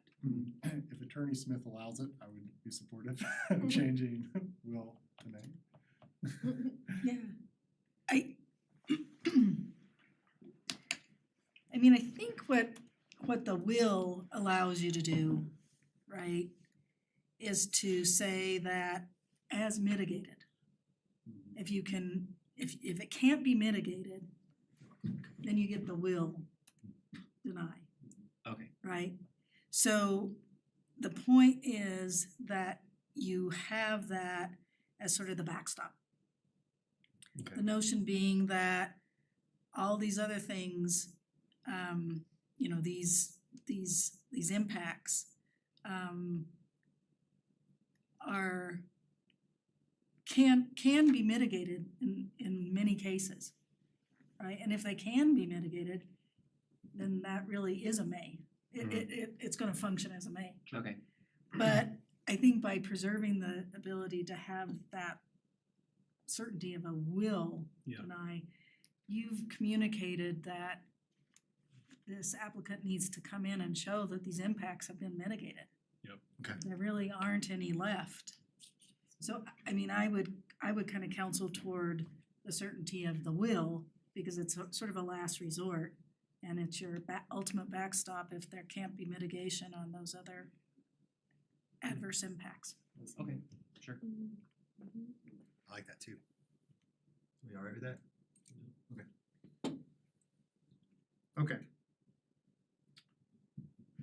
Okay, seismic testing. We talked about this a little bit way back, I think, at the beginning. This is pre-testing. This is where the operators come in and they use their equipment to try to determine where the best place would be for them to get to the resource. Often involves the use of what are called dumper trucks, these really big trucks that go around and kind of do what it sounds like. And sometimes it causes some consternation amongst the folks when they see these big trucks and it's making noise and they're thumping on the ground. And so a number of local jurisdictions have made it so that it's clear that the seismic, before any kind of seismic testing or seismic operations occur, they need to come to the local jurisdiction and ask for permission in some way. And so initially with this definition here, the intent was to make it as broad as possible, to make sure that there wasn't some kind of oil and gas operation or some kind of oil and gas something that didn't fit under oil and gas operations. So initially I had put including seismic operations within this definition. But I think what that leads to is then if there is an operator that wanted to come in and do seismic operation testing, which is not nearly as extensive as actually drilling the location and all of those impacts, the way that we have it written now, they would have to go through the entire use by special review process in order to be able to do the seismic testing, if this definition stays the same. And so what I'm thinking about is taking out seismic operations out of this definition of oil and gas operations and having some kind of a separate procedure that's more of just a slimmed down type of procedure, that they would have to come to the town and inform and get some kind of permission, I think, but not have to go through the entire the entire process that involves right now turning in air quality plans, emergency response plans, you know, the 20 different plans that we have in this draft. And so I'm not sure if you have any strong opinions about that or not. I think it was more along the lines of just telling you this is where my mind is at right now, to try to make sure that it's something where the town and the residents have notice and can give approval or not, but not making it go through the exact same process as if they were actually gonna drill the thing. So I'm not sure if there's any strong opinions about that or not, but at any rate, since that could be a change between now and the next time, I thought I would throw it out there if there was any red flags to that. If you're coming for the spice, we don't disturb the sandworms, we should probably put out a notification. Okay, I think it makes sense to Who gets that reference? to exclude it. From the definition? Yeah, well, yeah, given what you're saying, if they're just coming to test the waters, But we should let the people in the area know that we're gonna be doing something. that would be the slimming down process, right? Yeah.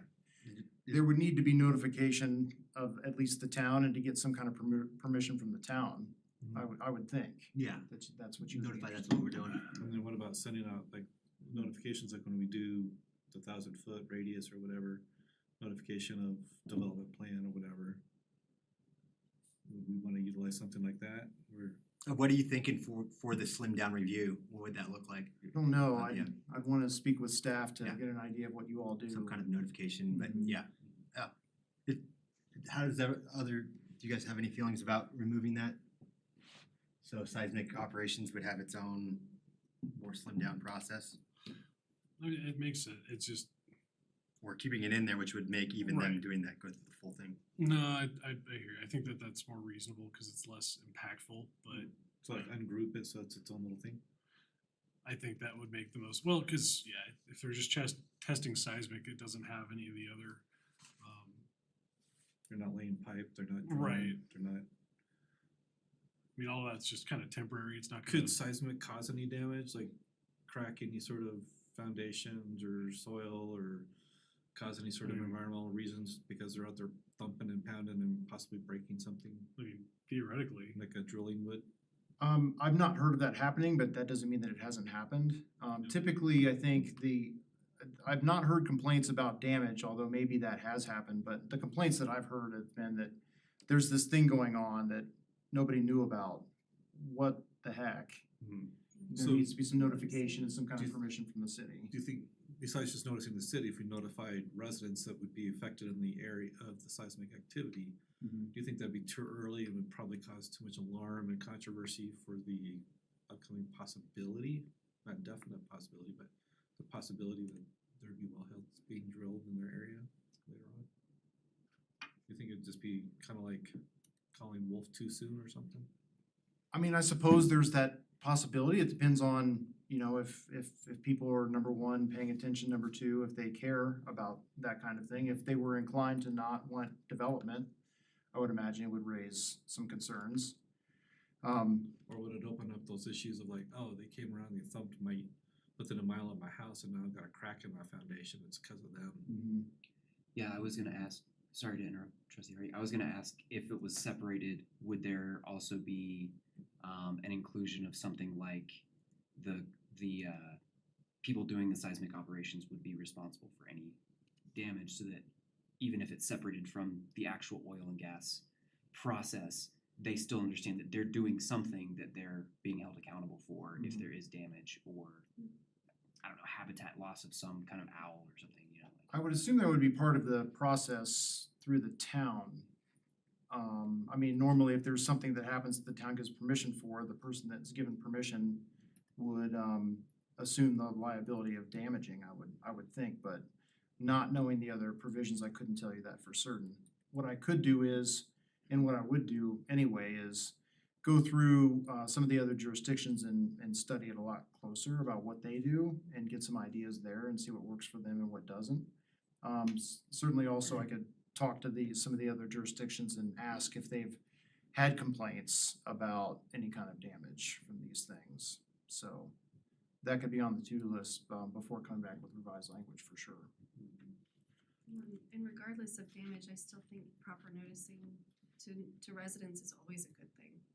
So that they are in the know and there's no confusion about what's taking place. So that first starts with the town being noticed and then the town assisting with noticing residents that could be impacted, or even if they just are in range of observing the activity.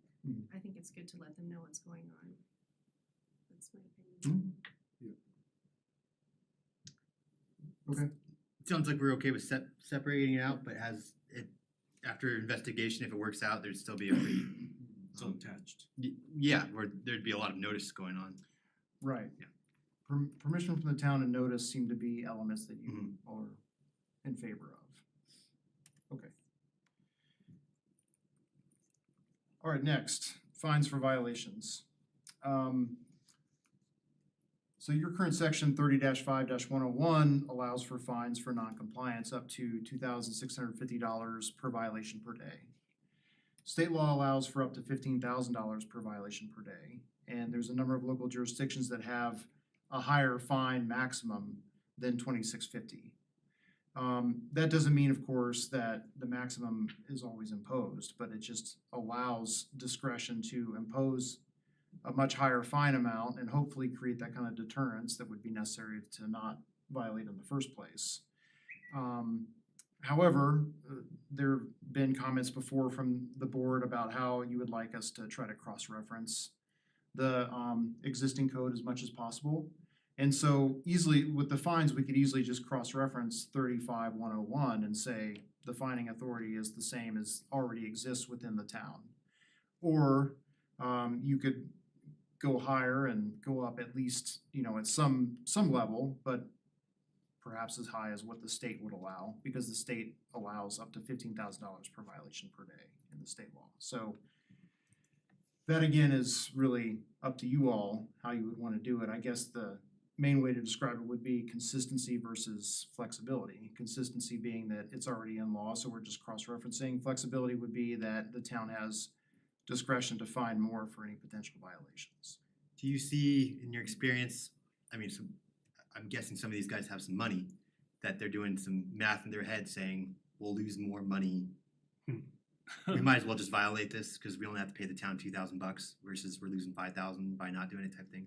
I mean, there's always some thoughts maybe that's happening. I can't say that anybody has actually said that on the record as far as I know, but that's always kind of a suspicion. I mean, the question I think you're getting at, the wider question is, do the amount of fines really make a difference? Right, is that gonna curb behavior with some? And I don't know if I can answer that necessarily. I mean, let's just say that you went with a $10,000 maximum fine. You know, that can add up pretty quickly. If they're in violation for, say, a month, 30 days times $10,000 is a lot different than 30 days times $2,650. If you felt like it was something that warranted the maximum fine.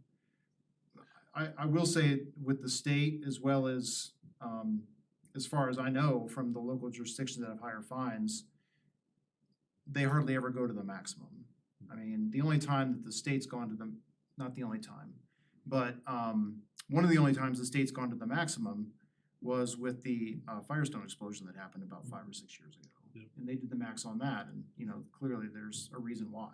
Yeah. But for most other violations, they do far less than the max. But Where does the fine money go, and then do some people stagger it, so like the first 5 days it's this much, and then after 5 days it goes to this much, or after 2 weeks or 3 weeks or whatever, it's gradually gets higher and higher. you could do that. I mean, I think that would be within the town's discretion, and it couldn't go any higher than the max. Yeah.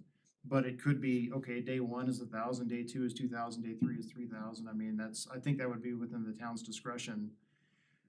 I don't really know how the town does it with other non-compliance violations, and to answer your first question, I don't know where it goes within the town's budget, but I would imagine it would be Also, consistent. the town would keep the money, wouldn't go to the state or anything. No, that's not related to the state.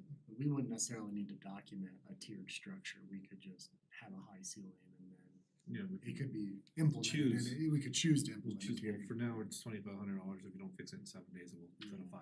You could do that. Of course, it also is subject to the same, it can't be arbitrary and capricious limitation. But could we just say, to be brief, we would charge up to the state max? That's what I was gonna suggest. Just putting it there like fines up to this much. We'll determine what that is, but it At the could time. cap at that Yeah. much. Yeah, and that gives us the biggest, broadest ability to control and apply agree. punitive fines if they occur and, you know, keep it relative. Obviously, you know, something minor is not gonna be the full amount, but having Agreed. that there is at least a tool in our toolbox, and then we can determine what's reasonable from that, as opposed to being anchored at $2,600 per offense of, nope, we tipped the thing over, whoopsie doodle. Like, that's, always not 26. enough. So in light of that, I Right. think the real question is if we want that type of language, is that something that staff can implement? Because really, it would be on staff to apply the fines and then determine how much, how frequent. And that's, I guess I would like to know from your perspective, what's reasonable to put on staff with the fine situation. Yeah, I mean, I think Anne has spent a lot of time working on this with Mike, with Attorney Foote, and so I think from a staff perspective, we feel like as we kind of move through these details, these are things that staff can implement reasonably. So fine of up to the state maximum of $15,000. That if, you know, a situation were to arise, staff feels agreeable that you could determine a reasonable fine structure. I think so. I mean, that's really the case with all of our existing municipal fines, right? So they all say up to typically. There are fines that are specific, right? But there are a lot that say up to, and I think depending on the, you know, the nature of the fine, or the nature of the violation, the severity of the violation, is it like a one-time thing, or is it an ongoing problem? You know, there's all these kind of factors that kind of go into making that decision, but I don't know if Ann has anything else to add to that, but It's a good question. I was trying to think of a disadvantage and I didn't think of that, but it sounds like it's not an issue, so. No. It seems like considering the first slide where first bullet was most protective, you know, this is also kind of in line with that. And we would only do it for the most serious, but it does provide that flexibility, so I don't see an advantage to lowering the ceiling be below the state maximum unless there's something we're missing, so. I don't think so. I mean, you have the discretion to not impose the maximum, obviously, so, Yeah. right. Options, yeah. Okay. And the town administrator brought up a good point, you know, Ann and I have been working very closely on this language, so if there's something that comes across that seems like that it may not work from a staff perspective, then we work through it. So we'll continue to do that with all the provisions.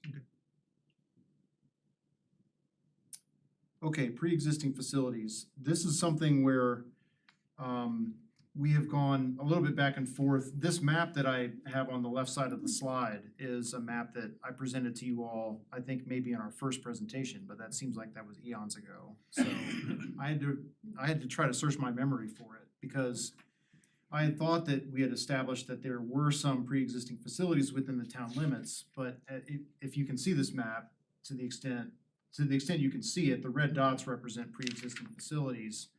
Almost all of them are in the Weld County part of Berthoud instead of the Larimer County part. There are a couple red dots in the Larimer County part, but those are long plugged and abandoned locations, so it wouldn't really matter for these regulations. But anyway, so we had gone back and forth, and prior to last week, I had taken out most reference to pre-existing facilities because we were just thinking, we were looking at the Larimer part of Berthoud. I think what we need to do is we need to go back and put in provisions about pre-existing facilities. And the reason is that there are some active facilities, there are some plugged and abandoned locations in the Weld County part of Berthoud. But there are maybe about 10 locations that are not plugged. Some of them are shut in, some of them are producing. So there is that, but also if there's future annexation that brings in any kind of pre-existing oil and gas facilities, that could be an issue. And the main reason is that you'll have these new regulations that are increasing public health, safety, welfare, and protection of the environment and wildlife. But you probably don't want to create a two-tiered system where the existing facilities are not nearly as protective as the new ones would be. So there are a number of local jurisdictions as well as the state that apply their new regulations retroactively to pre-existing locations. And so I would recommend that here as well. That goes to the first point where there is retroactivity where pre-existing locations are covered by the new public health, safety, welfare, and environment regulations. And also, if there is any kind of desired modification of these pre-existing facilities, then they would have to go through this use by special review process as well and get the town permission. So this comes up often, or when it does come up, it comes up in the context of a refracking operation, where it's a pre-existing facility, say 20 years old, and the operator wants to come in and they want to do another fracking operation with all of its impacts. And most local jurisdictions have wanted to have a say in that and to make sure that it stacks up to current code. So that goes to number 2 with the modifications of existing facilities. Number 3 is annual operator registration. Some jurisdictions do this, some do not. We have a provision in the current draft for operator registration for those operators that would have new facilities. And the operator registration is basically information like you have to just talk about your latest emergency contacts, what your emergency plan is, and now I'm not recalling exactly what it is, but it's just keeping up information up to date with the town. And part of the pre-existing facilities would require annual operator registration for those that have pre-existing facilities within the jurisdiction. Same kind of information that would be disclosed if they were a new operator. So those are 3 different areas of pre-existing facilities that I think we should at least look into including. And there was language in all 3 of those that was in an earlier draft, but like I said, we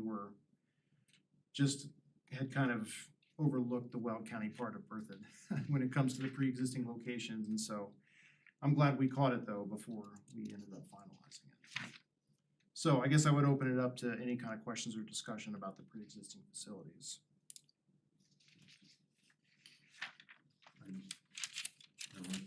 I like it. Yeah, I think it makes sense. It seems like a business license type thing that we do with anyone. I guess I just would wanna make sure that if we're retroactively imposing this policy, we would want to work with existing operations to become compliant instead of just resorting to fining and shutting down operations. Just because that's a large operation to exist and to have a new policy put in place.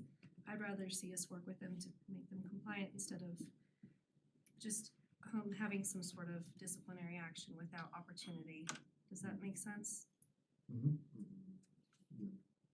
Like a grace period of sorts. where- Right, and some sort of partnership with the town to get things to where they need to be. I could see putting something in the language that would say something to that effect, that for any pre-existing facility, the town will make best efforts or work with the operator in order to get them to come into compliance or. That would be coming in play with the renewal of their annual license. I'm sorry? If they're gonna be having to have an annual license. Right. They would just have to become compliant by the time their license renews, otherwise their license won't get renewed.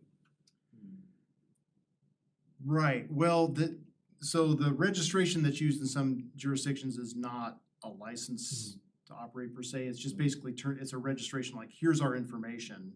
It's not asking for an okay to Permission. operate, permission, but that's not to say that it can't be done, but the example from other jurisdictions is you just have to register. Okay. Because your stuff is already here. So what would that, I guess to Trustee Albrecht's point, none of us are professionals, I know, Mr. Foot, you might know the most on this, so what would that look like of getting some of these that are out of date, up to date? Or is, I mean, just not feasible, maybe some cases that be too far gone? It's hard, so these pre-existing facilities, many of them are many years old. And so, this happens all the time with the state where there's a new air quality regulation. And all of the pre-existing facilities have to upgrade or make their facilities meet the new air quality regulations. So this happens often, particularly with state regulations. So there's a lot of precedent for it. Could I say that every single new regulation would be technically feasible? I'm not sure I could guarantee that. But to the extent that it would be technically feasible, the town could require it. Just like the state does, particularly when it comes to air quality regulations. And so the upside of it is that the pre-existing facilities are already producing, and the effects of the producing wells often are less than those that are in pre-production. The most impactful time for nearby residents typically are the pre-production, the drilling and the fracking phase. And once they're in production, it's not as impactful. There can still be impacts though, leaks, accidents, those types of things, emissions. Gas off. So those can happen, but it's not gonna be as impactful to the pre-existing location as it would be to the new locations, because there's just so many more things that can go wrong with the new locations than the producing locations. I'm not sure if that answered your concern or thought on that. No, it kinda does, I'm just, yeah, it sounds like this, I'm just trying to get to Trustee Albrecht's point of having some wording in there that will try to work with you on that. I'm just thinking in my head, what would that look like? And it sounds like it would be coming from the state anyways as an air quality requirement, right? Right, that's an example. I mean, it's not comprehensive. Obviously, the town could require the facilities to come up to code for everything, not just air quality. Yeah. But I don't think it would be too difficult to put a sentence or two in here about how the town will work with operators or something to that effect. I mean, that's. I just don't wanna give them too much leverage too, of them saying, you said you'd work with us. What does To that mean? become compliant, like to get them to where we're requiring them to be. So maybe just like you said, a grace period. And I'm just trying to put myself in an operator's position, like if you know that you'd rather become compliant than lose that opportunity, then you'd want to do what the town is requiring and you'd put the work in and the money. So as long as we're giving them opportunity to do that, I think the majority would, because otherwise they lose their business. Yeah, I guess, I mean, it seems to be a harmless phrase to add. I don't want anyone out of compliance for some reason being able to do it because we gave them a grace period and them kind of taking advantage of that. But I don't, it doesn't sound like it's bad that we don't wanna work with you. But the goal is to make it To safe. compliance. Yeah, make Yeah. it safe. It could be town practice anyway. Yeah. I mean, it Yeah. seems like it often is. It is. To just try to get somebody in compliance and work with them, quote unquote, so. It's just more or less making it explicit in this retroactivity clause, which I don't think would be difficult. Yeah, and like you said, it's probably limited to 10 existing facilities, and then potentially a future annexation could bring in some more, so it's a very discrete number that we can Right. wrap our heads around, so. Yeah, it's different than other jurisdictions. There's some others that they'll have hundreds Yeah. of pre-existing facilities when they put in a new regulation, so much different situation. Okay. All right, I think this is the final one, alternative location analysis. This is gonna be a little bit like the seismic operations where, you know, we're going through, and as I continue to go through, I realize that there might be something that's missing. In this case, it was the alternative location analysis. In many cases with local jurisdictions in the state, when an applicant comes and says that we wanna put in a new location, they may require the applicant to also say, okay, we wanna put it here, but also we're gonna analyze what it would look like if it's over here or over there. And that presents to the decision maker a full picture of impacts where it could be, you know, perhaps the best place for it would be over 500 feet down the road or 1,000 feet down the road the other way, as opposed to where their preferred location is. And so that's often part of the analysis. There's different ways to do it. One is just make it mandatory. I know there's at least one county, I think two counties that I can think off the top of my head that make it mandatory, where they say, if you wanna put in a new location application, you have to also analyze, say, 2 other alternative locations. Just mandatory, no matter what. The other way you could do it is make it discretionary, where over the course of the review, the town could require an alternative location analysis, if the town thinks that's appropriate. The other could be kind of a hybrid, which is what the state does, the CMC does, which they say, under some circumstances, it's mandatory. In the state's case, if it's within 2,000 feet of residences, then it's mandatory that they do an alternative location analysis. Otherwise, the director can always just tell them to do it if there's some other reason that the director thinks appropriate. So there's 3 different ways roughly that you could do it. I don't know if you all might have a specific preference about that. Also, we could just write the language and see what you think, but I do think having an alternative location analysis language would be appropriate, at least to address it in some way. Trustee Hardy likes the hybrid, I agree. Any other strong feelings on the options? I mean, personally, I'm a fan of the mandatory, not because I want them to do more work, but because this at least gives us options and ideas of what is considered feasible versus them saying this is the only one we have, and then we say, well, there's a lot of problems here, go back and try again, as opposed to them just saying, Well, that'd be okay, a well- hybrid. Right, kinda like the hybrid. So they would come in and be like, well, you know, you're kind of out in the middle of a field for like 2 miles. Right. Go for it. But if they start building in, well, we've got a proposed development that's sitting on our table, we haven't completely reviewed. They're coming in, it's within 2,000 feet of what you're trying to do. We don't know what this is looking like yet, but this is coming, we know this is coming, you know you're coming, can you give us at least 2 other alternatives? And that's where the hybrid would work. Right, and again, that one, it's mostly making sure we know what options are available. So that they're not just saying this is the only one we have, we can't do anything else, when the reality is they can, they've done it before. That was my thought on having a Oh, yeah, it's mandatory, basically essentially putting all the cards out on the table, like here's what we can do, and then we can determine, okay, we like this one the most, it's got most overlap with what we're okay with. We want this, as opposed to, you know, if it falls under a certain category, that's my 2 cents on it. I would prefer having those options available at the get-go, but that's my 2 cents. I agree with that, man. Shoot. Any other thoughts? That'd be cool with mandatory. Cause then that way we're setting the expectations high. I thought to be honest, I thought the Instead of state a already had it, but I guess your ECMC thing just described it, that if it's within 2,000 feet, then they require it, okay. Right. What's the chances of them just picking two arbitrary terrible locations and then saying, well, this is the best one? Yeah, I mean, there is a concern about that, but I think that would come down to the staff process and ultimately your review. Okay, be calling out on it. Yeah. No, we'll just, okay, that's the one you can't make happen. We're just, that's the The one. other one's in we're front of a school. Right next to the playground, Yeah. I mean, particularly with the discretion that you all seem to wanna have in here, I mean, you can call them if you think it's a bogus alternative location analysis, you can say that and look, we're not gonna approve this unless you come back and do it better the next time or however you wanna do it, but. Improve it and see if they're doing Right. That actually brings up a question that I have, just being new to this review process. Are there not to say the staff isn't qualified to review oil and gas, but it is its own little special area. Do we have, I guess, oil and gas consultants that would review?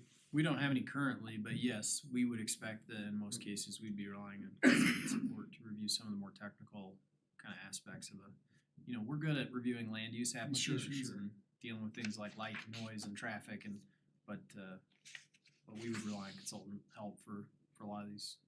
So kind of. And the operators would be expected to come Gaming to the response. system would be caught in a way. It should be, In yeah. theory by an expert. Somebody that knows what they're, somebody that's familiar with these kinds of citing applications and saying, hey, this is really, you've selected this as an alternative, but it's not really practical, and here's all the reasons why, maybe. I would hope and expect that would be the case. Yeah, that gives me comfort for sure. And there are provisions that are written into the draft that require the operator to pay for that. Right. So as part of their application, they have to pay for third-party consultants to come in if the town chooses, so. I'm sorry if that was clear to everybody, I just. Yeah. No, it was good to explain. So it sounds like we're mandatory, I mean, works for me. I didn't hear anybody saying, no, that's too high a bar. It just reminds me of so many different subdivisions that'll come in and like, oh, here's what we're planning, and like, well, have you tried something else? Like, well, we can't possibly do that. Well, how about we try? Like, come up with an idea Yeah. instead of saying it's impossible. So No, your that's kind explanation, of my. it changed my mind. I think it's such a high stakes thing too, that a hybrid's good, but a mandatory, it doesn't hurt, so No, I like it. they're already doing it. Just, switch your topographical map, cause We'll put it up front. Yeah. Okay, well, that brings me to the end.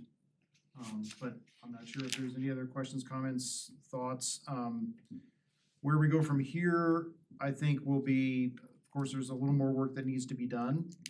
And I can continue to discuss with staff what the best procedure would be from this point, but we're pretty close, it seems.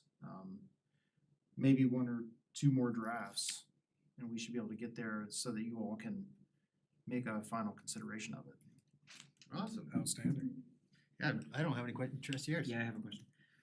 On page 33 of the document you guys gave us, it deals with traffic mitigation. And on section F subsection 4, it says a plan to mitigate transportation impacts that will typically include but not be limited to a plan for traffic control, ongoing roadway maintenance, and improving or reconstructing town roads. My concern is, hypothetically, if some sort of traffic study was done and the road that is there currently is a dirt road, if the traffic analysis somehow were to say that they would need to pave that road, could that be or would that be a legitimate reason if the people who lived on that road don't want it paved? Would that be a reason legally to deny that application? If those people living there enjoy living on a dirt road, but this is the only thing that's causing that road to be paved, that's kind of affecting their experience with their home. And I just wanna make sure that just because the traffic says they have to pave it. Was it like just throwing out a thought, is it a private road, like they own it? Cause that You would. say like a county road. A county road. Like, okay, so they don't Yeah. actually own it, they Right. just, they use it. But Okay. through traffic analysis. Sure. For whatever reason, I don't even know if this has happened in the past, I just wanna make sure that the traffic analysis would cause or trigger pavement, but the local residents, they don't want that to happen, would that be a reason for denial, a legal reason for denial? So the application would be denied because the operator would be forced to pave the road as a condition of the approval of the application, but the residents don't want the road to be paved. Correct. So I think I don't think so, because the way that we have the process set up in the draft currently is that the traffic mitigation and what the operator has to do is subject to a development agreement that's worked out between staff and ultimately approved by the trustees. And so all of this goes into, and this is part of the cross-referencing, it goes into a development agreement where the staff would propose conditions, the operator would have to agree to those conditions, the trustees would have to approve those conditions. And so the traffic mitigation study and all of the impact study would go into the requirements that would be hammered out through the development agreement. But if there was that dynamic where the residents really didn't want the road paved, and that was something that made sense to staff and made sense to the board, then I think that could be worked around so that it wouldn't just automatically create a denial. But there wouldn't be a reason to not deny it on those purposes either. So once again, that would be a discretionary decision by the staff and board. Yeah, I think so. Yeah, I mean, that's I think part of what gives you the discretion in this language that we proposed is that when things like that come up that maybe are a little unusual, you can figure out what the best path is forward. I mean, you could impose a particular condition on the operator or not, just depending on the circumstance. So I think that's one of the advantages of having the discretionary language. Thank you. If there's nothing else, if I could open this up real quick to the public, just in case there's anyone in the audience or online that wishes to speak to this. No one in person here. Clerk, is there anyone online by chance? There is not, Mayor Carson. All right, thank you. Okay, sorry to interrupt. Any other questions? I was just curious about when we think this will be in final revisions, especially because it's been such a marathon and labor of love for this board. With a few of us possibly not being here in a few months, I wonder about how extensive this is and if the new board will have the full understanding of this policy. So That's a good I'm point. just curious. I'm not expecting it to be done by April by any stretch, and I don't want to rush something that's been a really important process. But I am curious on timing if there's a way to get some conclusion to this so the new board can hit the ground running. And Any thoughts? I think we should be done before April. I mean, for exactly the reasons you described. Yeah. There's been a lot of work put into this so far. I think, it's just an effort to get it done. That's a doable timetable from my perspective. I don't, like I said, I don't think there's a huge number of changes that need to be made at this point, so. it's so exciting. Can I just say, this is amazing. Well, This was a it's- huge task we took on that Yeah. wasn't something I think a lot of us prepared to do, and I'm thankful. Yeah. How for long this has, process. yeah, I was gonna say, how long has the moratorium been in place? Like, Several years. yeah. Couple minutes at least. Couple minutes. It seems like it was just yesterday. Right. Got it. Still remember fondly. Except for the moratorium, yeah. I still remember doing the interviews with Mr. Foot. Yeah. Awesome. Well, thank you very much. Great, thank you, I See you. appreciate Thanks it. for hanging out that long here in town. We will see you soon. Okay, Awesome. thanks, Mr. Foot. Attorney Foot, I should say. Okay, moving on now to our final agenda item tonight is the marijuana code amendments, and this is by our clerk, Christian Samora.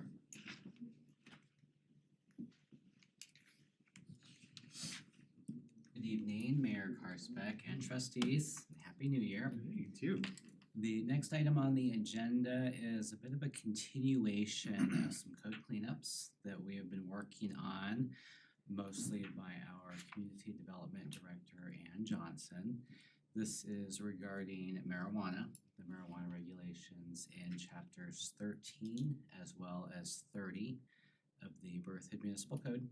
You'll see in the draft that there's a number of corrections of the citations to state statute to redirect kind of to the correct area of statute as opposed to the old sections, as well as some clarifications to chapter 13 with regard to cultivation, marijuana cultivation facilities.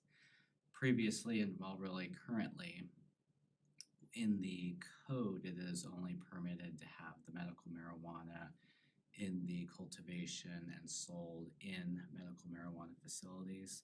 And so this is really expanding that just a little bit so that it is both retail and medical, with keeping in mind that when the initial chapter 13 was written in the municipal code, it was just medical marijuana. That was later expanded to retail, so this is really creating some consistency between the two. The portions of that draft that relate to the development code have been to planning commission already and were approved with a recommendation of approval to the town board. So I'd be happy to answer any questions that the trustees may have. We're not looking for an approval this evening, but rather direction to bring it back on the 23rd of January for a hearing and to consider approval. So this is just extending what's already given to medical to retail. That is correct. Getting up to current. Any questions? We're all No good? questions? Yeah. no Okay. questions. With that, we will bring it back on the 23rd for consideration. Alright, work for everyone. Okay, All right. thank you. Thanks so much. Thus concludes our regular meeting tonight. We are gonna go into an executive session, but correct me if I'm wrong, Administrator Kirk, I don't believe we're gonna be taking action on that tonight. Will not be. Okay, so we can move on to reports and then we can go into executive session and adjourn from there. So folks here tonight or watching online, we'll just go to reports and for all intents and purposes, that'll be the end of the meeting. So we'll start off with right to left, I'll do left to right, Trustee Ayers. So Port met last week. It was a pretty full agenda. We got a request from Berthoud Local to get some additional funds for the community garden at Pioneer Park. Their proposal looked pretty nice. Just some updated infrastructure, making some educational outdoor classroom areas. They're basically asking for, those updates as we move forward. Looks pretty nice from the plans that they sent. And I think that would be a good addition to the little community garden there. Yeah, that's great. There was also a pretty nice update to the plans for the Arboretum south of Wagner Farm. Those plans should be made public soon for comment, and when they are public, I would recommend that you guys take a look. Awesome. They're pretty spectacular, the plans that are there. The proposed budget was pretty expensive. I think it was 6 to 7 million for the total project. Pocket change, baby. But Takes money to make money. but you guys take a look at the plans. They're pretty spectacular as to what that park could be, because there not only would be open space trails, a lake with like a walking dock and a fishing area, but also a sort of educational area that is more agricultural. That's great. So this isn't the one that was kind of already out there, that Port Saul.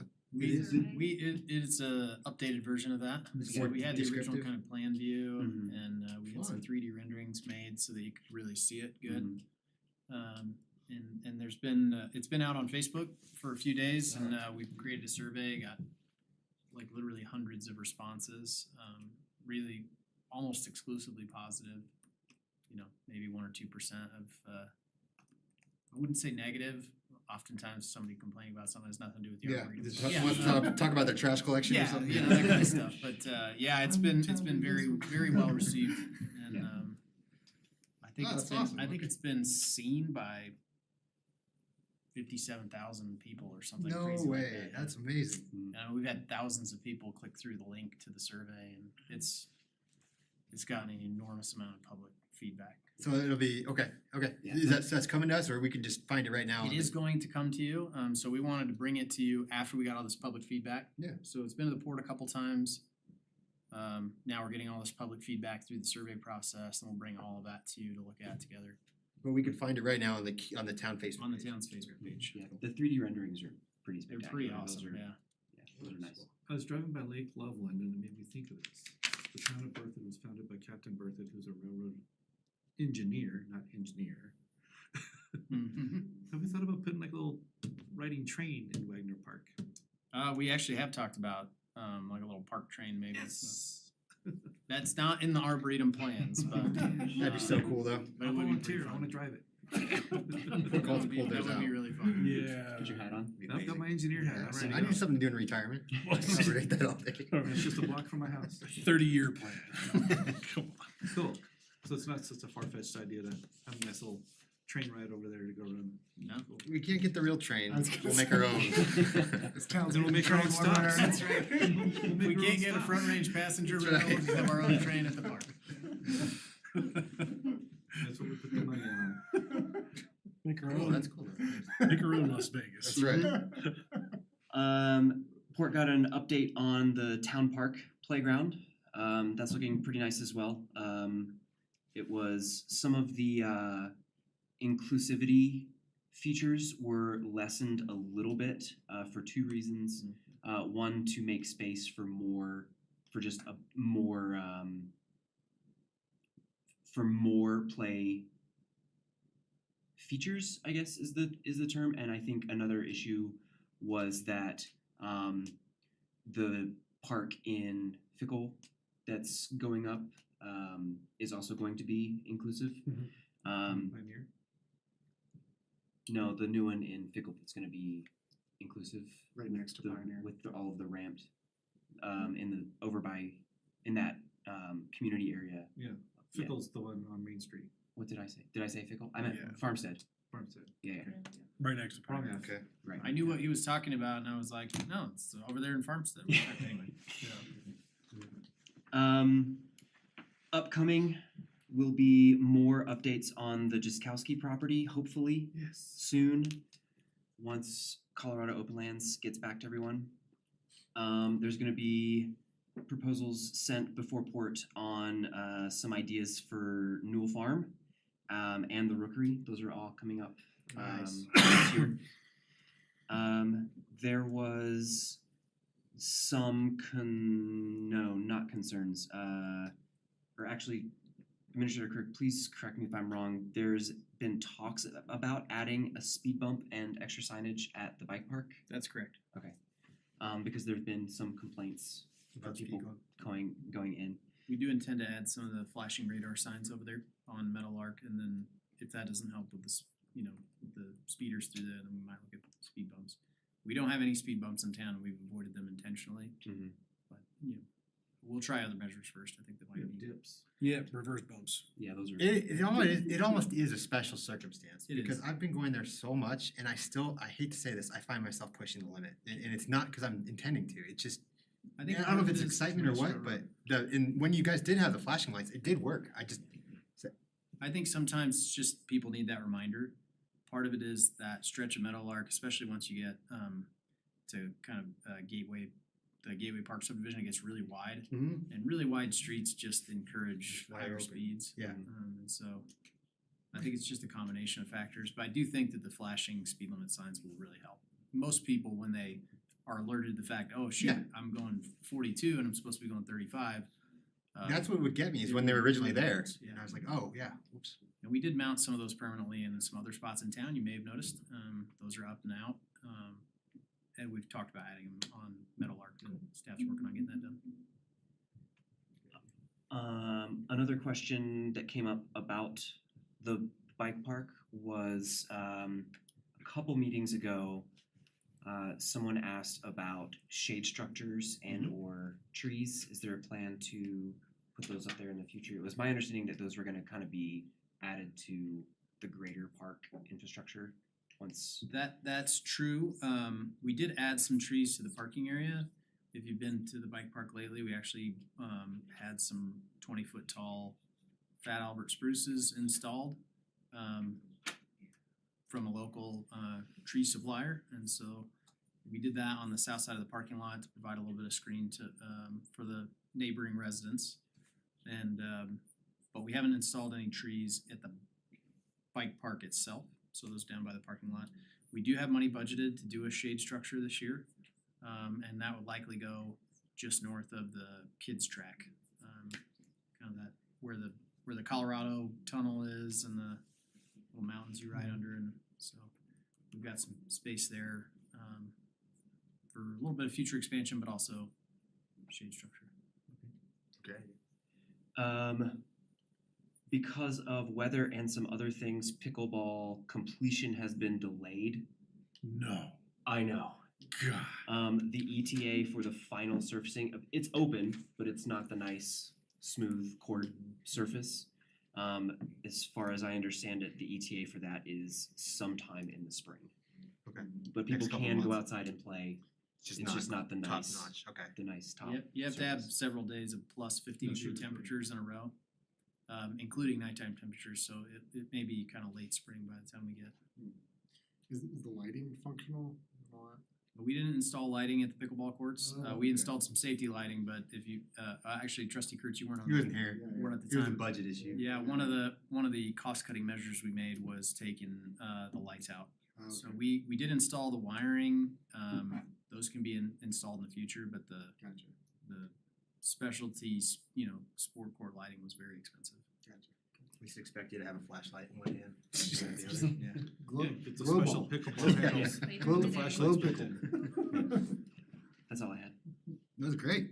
Cool. Trustee Hardy. HPAC met last night, not too much going on there, although we are expanding trying to get more recognition that the group exists. So we're gonna come up with a couple coaster designs that will feature 3 houses. And then you flip it over, there'll be a QR code and a little brief description that'll then take you to the HPAC website, get you onto a walking tour, get more information about the other houses that we have, and a little bit more about HPAC, so that should be kind of fun entertainment. We'll put those around several of the restaurants in town that have already expressed an interest in having them to distribute their tables and stuff. Andrew from the Historical Society is actually attending our meetings now as an official liaison from the Historical Society, so we'll have more collaboration there with That's awesome. with that entity, which will be nice.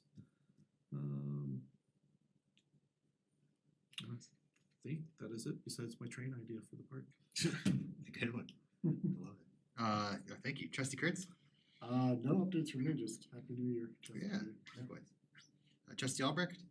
Albrecht. I don't have much to report, just an observation that I've had. My son recently started playing hockey with the Longmont Rec League, and I didn't realize how many Berthoud kids were commuting to Longmont for their rec hockey.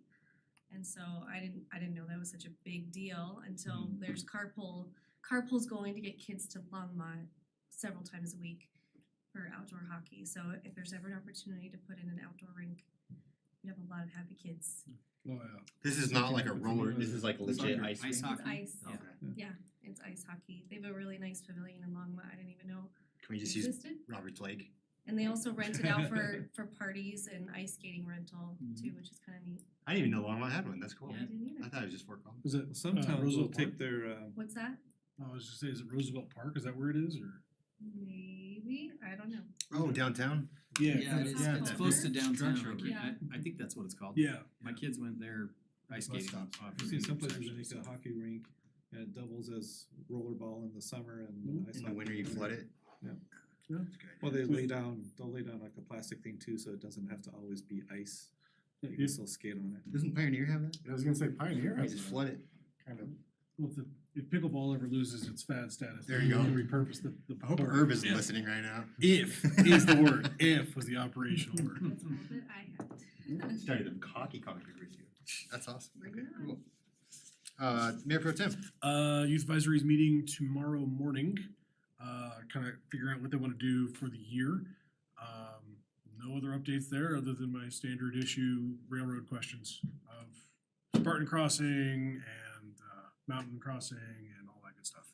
And CDOT. we're submitting our final plans, what we believe are our final plans, to the railroad. Actually, they should have gone today,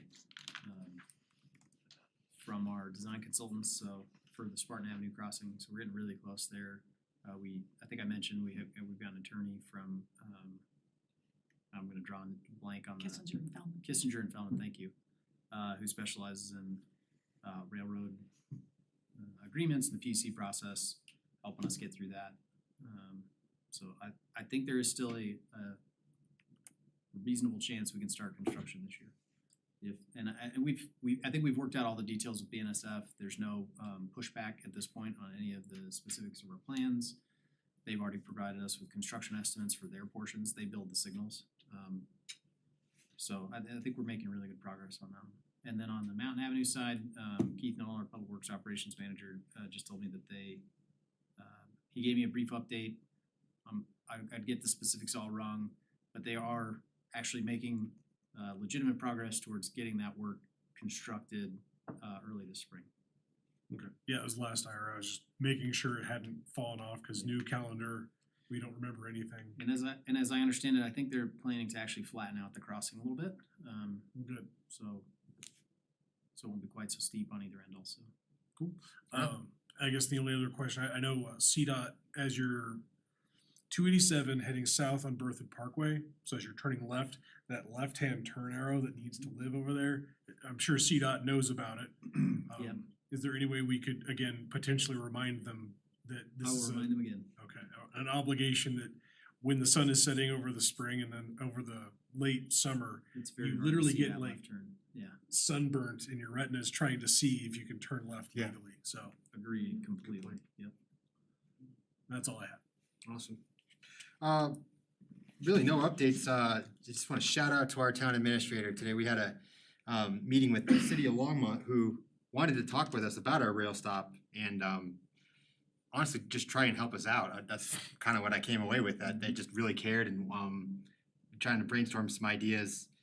And we had a member from CDOT there, a guy named David Singer, who I've worked with a lot being on the Front Range Passenger Rail District, and he's heard my opinion several times, but who was not there but who was here today was our town administrator Chris Kirk, and very more eloquently than I could ever put it, just that this is not gonna fly. Having a 75 to 90 mile per hour train going through town, we're gonna have some conversations. It was very brief, but I just wanna say out loud how much I appreciate having you on that call and how great it is to have you. Very eloquent and thoughtful in what you said, and I'm coming off like a broken record with those guys, so having you say that went a long ways. But yeah, on other bad news, that's where I learned today that they're projecting 75 to 90 mile per hour through the town of Berthoud, because they need to make up speed to be able to stop in Longmont and Loveland. So. Oh, just around us? Okay. Yeah, so now we're So it's kind of a middle finger gesture. Well, that's faster than Yeah. the freight train. Oh yeah. Much faster. Is there even precedent for that, of just like cruising through a downtown? They would have to make some really major improvements. Chris was like, yeah, we'll need to talk about some great separated crossings then, and which are And incredibly fully expensive. fencing the entire right of way and. Which is good and also terrible at the same time. You think about having a wall going through your main street just for those guys. There would have to be some major improvements made. We'll also require them to build that little park train too. Do all these. A test track. Yeah, test track for what we. Yeah, that's all I really had. But happy Can I New Year's to piggyback everyone. on more things? Go ahead. Stop signs on Michigan Avenue, south, or no, not Michigan. I think we've not touched base on that since before the holidays, Keith and I, so I need to check in with him. Just to, since it's set on the north side, get done on the south side too. That's all I had. Staff. Just a couple quick things. We received a request from a property owner who's interested in building an RV park. And our current zoning code doesn't allow for RV parks, really in any way, shape, or form. It allows for RV storage and RV storage facilities, but not RV Or you can park and live and camp out. Yeah, and for shorter periods of time, like 30 days or less, right? Kind of a campground, quote unquote. Short-term rental. Yeah, a little bit. in some cases, they function a lot like a hotel, and other cases, they function in ways that maybe aren't as desirable, but, the question that we have as staff is this something we wanna add to our, list? We are working on a lot of development code changes, I won't go through the whole list with you, but, Anne has a very long list of things she's working on from a regulatory perspective. Is this something we wanna prioritize? Something the town board is interested in prioritizing? We could discuss it at a future study session, maybe in the first quarter, in the context of some of the other code changes. You don't all have to answer me tonight. I don't know that that's something that, as staff, we feel like needs to take priority over the other things that we're working on. But we understand why that, property owner is really interested in getting that moving forward, to see if that's a possibility for the piece of property that they own.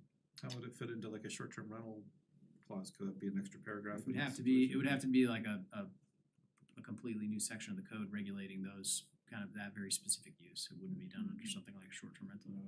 The state does have, campground regulations, RV facility regulations and things that we could rely on. I don't know, there's a whole lot of other communities around us that have those.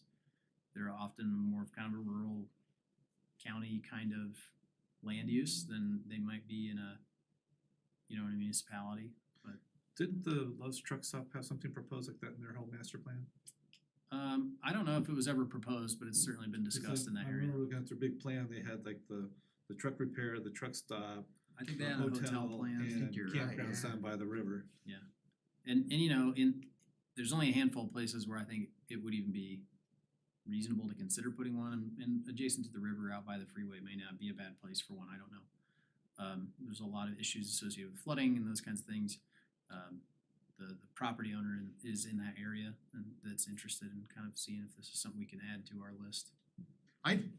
Initially, my thoughts are, you always think of the worst, but if it was well done, just an opportunity for other people to visit, because it'd be short term. Yeah, I mean, Cause I know Jim Bursall. we owned an proposed it RV for a long golf time and course. spent a lot of time at RV campgrounds. They can be really nice. They can be really not nice too, but. Yeah, I'm thinking of all the bad ones, but I'm sure there's good ones out there that. There's a lot of really great Well, we've examples. had two presented to us in the 4 years that I've been on the board, and that was Love's And and then Jim golf Bursall's. courses. Yeah. Out by the golf course. So the only way to have it be well done is to have a good policy. Absolutely. And that takes time. It does.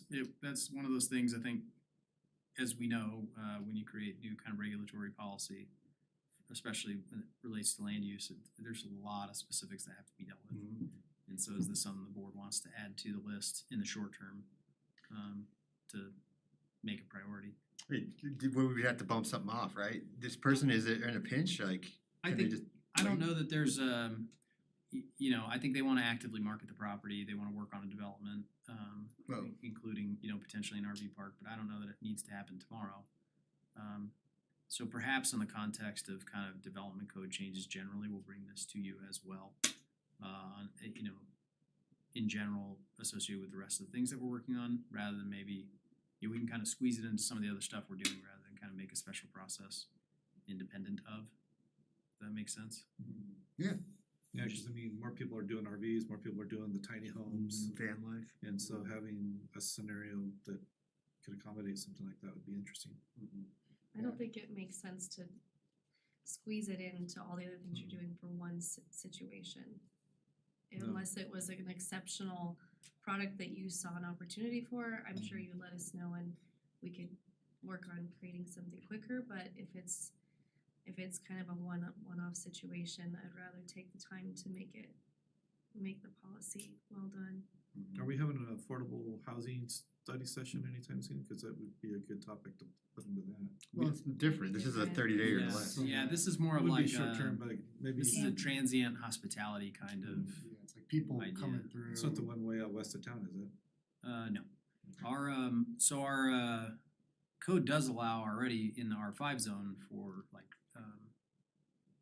more permanent, what you might call a trailer park, right? That has a weird connotation, right? But, mobile home park. Mhm. But we already have that zoning. This is a different use. It's that kind of transient, They want more. a few days at a getaway time or a campground week type at a time. It's a campground. Yeah, like they start up in Yellowstone, then they come Yeah, down to exactly. Colorado, then they go down to Arizona. And they're heading up to Rocky Mountain National Park and they're gonna stay down here, I mean, I think there's reasons that might make sense, but I think we'd have to be really thoughtful about where and under what conditions and what kind of requirements would be placed. We just don't have anything, so. I think we're all in kind of an agreement here. It's that we already have a bunch of other priorities, and so this would last on the list.